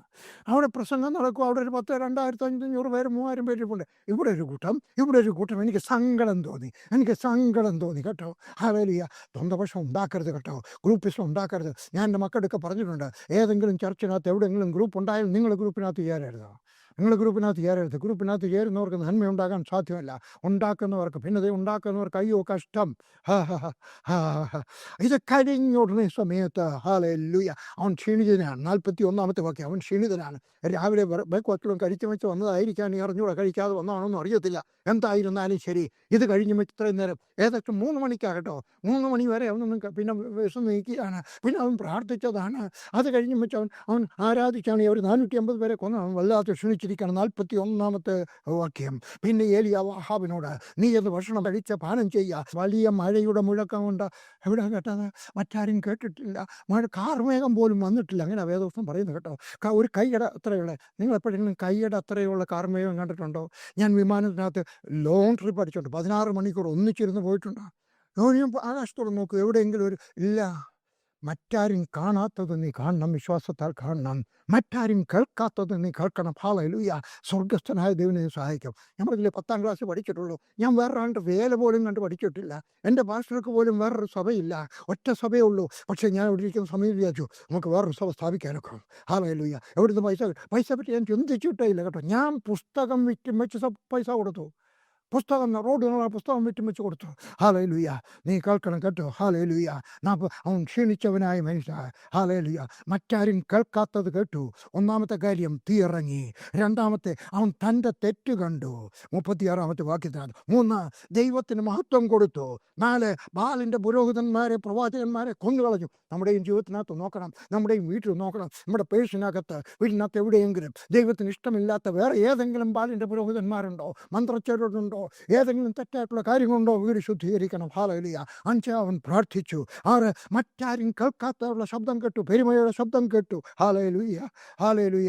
എങ്ങനെയാ ഏലിയാവ് പ്രാർത്ഥിച്ചത്? വേദപുസ്തകം പറയുന്നു, അവൻ 2 കാലിൻ്റെയും മുട്ടിനകത്ത് തലയിട്ടിട്ട് പ്രാർത്ഥിച്ചു. ഇന്നും ചില രാജ്യങ്ങളിലും, ഇന്ത്യയിൽ പോലും ചില സ്ഥലങ്ങളിൽ, അപരിഷ്കൃതരല്ലാത്തടത്ത് ഒരു സ്ത്രീ പ്രസവിക്കാനിരിക്കും, ഒരു കുഴി കുഴിക്കും. ആ ഒരു കുഴി കുഴിക്കും. ആ കുഴിയുടെ അവിടെ സ്ത്രീ കൊണ്ടിരുത്തും. കൂടുതൽ വിശദീകരിക്കാൻ ഒക്കത്തില്ല. പല രാജ്യങ്ങളുണ്ട്. ഒറീസയിലുണ്ട് കേട്ടോ. പെർമിറ്റുള്ളവർ നല്ല പൊസിഷനുള്ളത്. അത് ഡേഞ്ചറസ് ആണെന്ന് എനിക്കറിയാം. എനിക്ക് അധികമൊന്നും അറിയത്തില്ലെങ്കിലും അറിയാം കേട്ടോ. എങ്കിലും അങ്ങനെയാണ്. അത് അവിടെ നിന്നാണ് പ്രസവിക്കുന്നത്. ആ ഇരിപ്പിനകത്ത്. അതാണ് ഏലിയാവ്. നിന്റെ അത്ഭുതത്തിന് ജന്മം കൊടുക്കുവാൻ, നിന്റെ മകളുടെ വിവാഹം നടക്കുവാൻ, നിന്റെ സഭയ്ക്ക് ഉണർവുണ്ടാകുവാൻ ഈ പറഞ്ഞ കാര്യങ്ങളൊക്കെ ചെയ്യണം. ഒന്ന് പറയാം, ദൈവത്തിൻ്റെ തീ ഇറങ്ങണം. 2, നിന്റെ തെറ്റ് കാണണം. ഹല്ലേലൂയ. ഭാര്യയെ അടിച്ചും വെച്ച്, ഭർത്താവിൻ്റെ കുറ്റം പറഞ്ഞും വെച്ച്, അപ്പുറത്തും ഇപ്പുറത്തുള്ളവരുടെ കുറ്റം പറഞ്ഞു കഴിഞ്ഞും വെച്ച് പ്രാർത്ഥിച്ചാൽ ഇവിടെ ദൈവം കേൾക്കുന്നത്. നീ നിൻ്റെ തെറ്റ് കാണണം. 3, ദൈവത്തിന് മഹത്വം കൊടുത്തു. നമ്മൾ ദൈവത്തിന് മഹത്വം കൊടുക്കണം. എൻ്റെ സഭയുടെ അല്ല, ചില കൺവെൻഷൻ കഴിഞ്ഞപ്പോൾ അവിടെ സഭയുടെ പേര് 15 പ്രാവശ്യം പറയും. അല്ലേ? ദൈവത്തിന് പിന്നെ പിന്നെ പറയാം, ദൈവത്തിന് മഹത്വം കൊടുക്കണം. നാല്, ബാലിൻ്റെ പുരോഹിതന്മാരെ കൊല്ലണം, നമ്മുടെ ജീവിതത്തിനകത്തുനിന്ന് കൊല്ലണം. ഹാലയിലൂയ. നമ്മുടെ പ്രവാചകന്മാരെ കൊന്നു കളയണം നമ്മുടെ ജീവിതത്തിനകത്ത്, നമ്മുടെ പേഴ്സിനകത്ത്, നമ്മുടെ സഭയിൽ എവിടെയെങ്കിലും ഒക്കെ ഉണ്ടെങ്കിൽ. അഞ്ച്, നമ്മൾ പ്രാർത്ഥിക്കണം. ഹാലയിലൂയ. മറ്റാരും കേൾക്കാത്ത ശബ്ദം നിനക്ക് കേൾക്കുവാൻ കഴിയും. പെരുമഴയുടെ, കൊച്ചുമഴയുടെ അല്ല. അവൻ ഏലിയാവ് ഓടി. ഹാലയിലൂയ. എവിടത്തേക്കാണ് അവൻ ഓടിയെന്ന് അറിയാമോ? ഹാലയിലൂയ. യെസബേലിൻ്റെ അതിർത്തിക്കുള്ളിലേക്ക്, ശത്രുവിൻ്റെ കോട്ടയ്ക്കുള്ളിലേക്ക് ഓടുവാനുള്ള ബലം എൻ്റെ സ്വർഗസ്ഥനായി ക്ഷീണിച്ചവൻ. ശരീരത്തിനകത്ത് ബലം ക്ഷീണിച്ചു. മണി 4 മണിയൊക്കെ ആയി. അതൊക്കെ കഴിഞ്ഞ് ആ സമയത്ത് അവൻ ഓടി. എവിടുന്ന് ബലം കിട്ടി? സ്വർഗസ്ഥനായ ദൈവം നിനക്കില്ലാത്ത ബലം തരും. ഈ 84-ാമത്തെ വയസ്സിലും നിന്ന് തുള്ളാനുള്ള കാര്യം എന്താണ്? ഹാലലൂയ. ഞാൻ പറഞ്ഞുതരാം. എൻ്റെ ദൈവം തരുന്ന ബലമാണ് കേട്ടോ. ഈ ദൈവം നിനക്കും ബലം തരുന്നവനാണ്. അവൻ രഥത്തിന് മുമ്പേ ഓടി. രാജാവിൻ്റെ കുതിരകൾ 1, 2, 3 കുതിരകൾ കാണും. ആ കുതിരയുടെ രഥത്തിന് മുമ്പേ ഓടി. ഈ ബലത്തോടെ പോകാമെന്ന് ദൈവം പറയുകയാണ്. ശത്രുവിൻ്റെ കോട്ടയിലേക്ക് പോകുവാൻ പറയുകയാണ് കേട്ടോ. ഹാലലൂയ. ശത്രു നിന്നെ കാണുമ്പോൾ ഓടിപ്പോകണം. ഹാലലൂയ. അവൻ്റെ കോട്ടയിൽ ചെന്ന് അവൻ പിടിച്ചു വച്ചിരിക്കുന്നതൊക്കെ സ്വന്തമാക്കിയെടുക്കണം. എത്ര കഥകൾ പറയാൻ എനിക്ക് ഓർമ്മയുണ്ട്. ഞങ്ങളുടെ പട്ടിയെ ഒരു പെരുമ്പാമ്പ് വിഴുങ്ങി. വലിയൊരു കഥയാണ്, നീട്ടി പറയുന്നില്ല. പൈലി ഔദ എന്ന് പറഞ്ഞ് 2 വേട്ടക്കാരുണ്ടായിരുന്നു ഞങ്ങളുടെ നാട്ടിൽ. അവരുടെ ക്ലാരാണ്ടി എന്ന് പറഞ്ഞു. പൈലി ഔദായും കൂടെ തോക്കുമായിട്ട് വന്നു. പപ്പ എന്നെയും വിളിച്ചുകൊണ്ട് പോയി. എനിക്കന്നൊരു 4-5 വയസ്സേ കാണത്തുള്ളൂ. അവിടെ ചെന്നു. നിങ്ങൾ കണ്ടു, പെരുമ്പാമ്പിൻ്റെ വയറ്റിനകത്ത് പട്ടിണി കിടക്കുന്നത് കാണാൻ ഞങ്ങൾക്ക് പട്ടി, അതിൻ്റെ രൂപം കാണാൻ. ആ പെരുമ്പാമ്പ് ഒരു പഴകിയ തടിയുടെ ഇടയിലോട്ട് തല വെച്ചിങ്ങനെ കിടക്കും. അതാരും കാണത്തില്ലെന്ന് അതിൻ്റെ വിചാരം. അവിടെ കിടക്കുകയാണ്. ഇനി അടകത്തില്ല. ഈ പട്ടിയെ ദഹിക്കുന്നത് വരെ അത് ഇറങ്ങത്തില്ല. പൈലി അവിടെ നിന്നുണ്ടോ വേറൊരു കമ്പ് വെട്ടിക്കൊണ്ട് വന്നിട്ട് ആ പഴയ തടി അങ്ങോട്ട് മാറ്റി. എന്നിട്ട് കണ്ടു ഒരു ചെറിയ ഇതുപോലത്തെ തല. പൈലി നല്ല എയിമുള്ള മനുഷ്യനാണ്. ഔദായേക്കാൾ നല്ല എയിമുള്ള മനുഷ്യനാണ്. അദ്ദേഹം തോക്കെടുത്തു. ഒരു തടിയുടെ പുറത്ത് കാലിങ്ങനെ അങ്ങോട്ട് ഒറ്റ വെടി.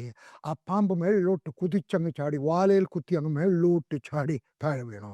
ആ വാലേന് ഒരു വള്ളി കെട്ടി ഔദ വലിച്ചു കൊണ്ടുവന്ന് നിങ്ങളുടെ വീടിന് മുറ്റത്തോട്ടിട്ടോ. പപ്പ അമ്മച്ചിയെ വിളിച്ചു. പറഞ്ഞു, കറിപ്പിച്ചാത്തി ഇങ്ങെടുത്തുകൊണ്ട് വന്നാട്ടെ. മീനും ഇറച്ചിയൊക്കെ വിട്ടുന്ന പിച്ചാത്തിയുണ്ട്. ആ പാമ്പിനെ അവർ തിരിച്ചിട്ടു. പാമ്പിനെ ഞങ്ങൾ കാണിച്ചു, ഞങ്ങളെല്ലാവരെയും കാണിച്ചു ആ പട്ടിയുടെ രൂപം. എന്നിട്ട് അതിനെ മലത്തി അങ്ങോട്ട് ഇട്ടിട്ട് അതിൻ്റെ വയറങ്ങോട്ട് കീറി. എൻ്റെ പപ്പ ഭയങ്കര വൃത്തിയുള്ള ഒരു മനുഷ്യനാണ്.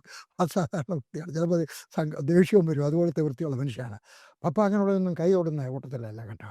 പപ്പ പയറിനകത്തോട്ട് കൈ അങ്ങോട്ട് ഇട്ടും വെച്ച് ആ പട്ടിയെ ഇങ്ങോട്ട് വലിച്ചെടുത്തും വെച്ച് പറഞ്ഞു, എടാ പാമ്പേ, നിനക്കെൻ്റെ പട്ടിയെ തരത്തില്ല. നിൻ്റെ ഭർത്താവിനെ നീ പാമ്പിന് കൊടുക്കരുത്. നിൻ്റെ ഭാര്യയെ നീ പാമ്പിന് കൊടുക്കരുത്. നിൻ്റെ മകനെ നീ പാമ്പിന് കൊടുക്കരുത്. ഹല്ലേലൂയ. നിൻ്റെ മകളെ നീ പാമ്പിന് കൊടുക്കരുത്. നിൻ്റെ മരുമകളെ, നിൻ്റെ കൊച്ചുമോനെ, നിൻ്റെ സ്വത്തിനെ, നിൻ്റെ തോട്ടത്തെ, നിൻ്റെ പുരയിടത്തെ, നിൻ്റെ വീടിനെ, നിൻ്റെ കാറിനെ പാമ്പിന് കൊടുക്കരുത്. പിടിച്ചെടുക്കുക. ഞാൻ ഈ പറഞ്ഞ 5 തത്വങ്ങൾ നിങ്ങൾ ചെയ്യാമെങ്കിൽ ഞാൻ നിങ്ങളുടെയൊക്കെ പറയുന്നു, ഒരു സ്വർഗസ്ഥനായ ദൈവം നിന്നെ വാലല്ല തലയാക്കി തീർക്കും. ഏലിയാവിനെ പോലെ ദൈവം നിന്നെ അനുഗ്രഹിക്കും. നീ അനുഗ്രഹിക്കപ്പെട്ടവനായിരിക്കും. നീ അനുഗ്രഹിക്കപ്പെട്ടെങ്കിൽ മാത്രമേ മറ്റുള്ളവർക്ക് അനുഗ്രഹം കൊടുക്കാനൊക്കത്തുള്ളൂ. എൻ്റെ കയ്യിൽ രൂപ ഉണ്ടെങ്കിൽ മാത്രമേ നിങ്ങൾക്ക് രൂപ തരാനൊക്കത്തുള്ളൂ. എനിക്ക് സമാധാനം ഉണ്ടെങ്കിൽ മാത്രമേ നിങ്ങൾക്ക് സമാധാനം എന്ന് പറഞ്ഞ് പ്രാർത്ഥിക്കാനൊക്കത്തുള്ളൂ. അതുകൊണ്ട് ദൈവത്തോട് ചോദിക്കുക. തരുന്നവൻ വലിയവനാണ്. ഹല്ലേലൂയ. അവൻ കരുണാസമ്പന്നനാണ്. അവൻ്റെ കൈ വളരെ വലുതാണ്. അവൻ്റെ കൈയെപ്പറ്റി തന്നെ പറയാൻ 15 മിനിറ്റ് എടുക്കാനൊക്കും. ഹല്ലേലൂയ. അവൻ്റെ കൈ വളരെ വലുതാണ് കേട്ടോ. ഈ ഭൂമിയിലെ പൊടിയെല്ലാം, ഈ ഭൂമിയിലെ കടലിനകത്തെ വെള്ളമെല്ലാം അവൻ്റെ കൈക്കുമ്പലിനകത്തിരിക്കുമെങ്കിൽ അവനോട് നിനക്ക് ചോദിക്കാൻ കഴിയും. അവനോട് ചോദിക്കുക, വിശാലമായിട്ട് ചോദിക്കുക. അവൻ നിന്നെ അനുഗ്രഹിക്കും. ഞാൻ നിങ്ങൾക്ക് വേണ്ടി പ്രാർത്ഥിക്കാൻ പോവുകയാണ്. എന്താണ് വേണ്ടുന്നത്? ഹല്ലേലൂയ. നിൻ്റെ വിശ്വാസം അധികം, വിശുദ്ധി ക്രമം അത്ഭുതം. ഹല്ലേലൂയ. നിങ്ങൾ വിശ്വാസത്തോടെ പ്രാർത്ഥിച്ചാട്ടെ. വിശുദ്ധിയുള്ള കരങ്ങളോടുകൂടി പ്രാർത്ഥിച്ചാട്ടെ. ഞാൻ ഈ പറഞ്ഞ 5 തത്വങ്ങൾ നിങ്ങൾ ചെയ്തിട്ട് ദൈവത്തോട് ചോദിച്ചാട്ടെ. ദൈവം നിങ്ങൾക്ക് തരും. നിങ്ങളുടെ കുടുംബത്തിന് തരും. നിങ്ങളുടെ കുഞ്ഞുങ്ങൾക്ക് തരും. അവൻ തീർച്ചയായിട്ടും നിങ്ങളെ സമ്പന്നരാക്കി തീർക്കും. ഞാൻ സമ്പന്നരെന്ന് പറഞ്ഞു കഴിഞ്ഞാൽ വലിയ പണക്കാരനാകുന്നത്. പണം വേണം. നിങ്ങളുടെ ഈ പണം ഉണ്ടെങ്കിൽ മാത്രമേ സുവിശേഷ വേലയെ സഹായിക്കാനൊക്കത്തുള്ളൂ. നിങ്ങളുടെ ഈ പണം ഉണ്ടെങ്കിൽ മാത്രമേ പാവപ്പെട്ടവരെ സഹായിക്കാനൊക്കത്തുള്ളൂ. നിങ്ങളുടെ ഈ പണം ഉണ്ടെങ്കിൽ മാത്രമേ കല്യാണം നടക്കാതിരിക്കുന്ന ഒരു കൊച്ചിന് വേണ്ടി ഞാൻ നിന്റെ കൊച്ചിന് കല്യാണം കഴിക്കാൻ നിങ്ങൾക്ക് 1 ലക്ഷം രൂപ തരാൻ നമുക്ക് പറയാം.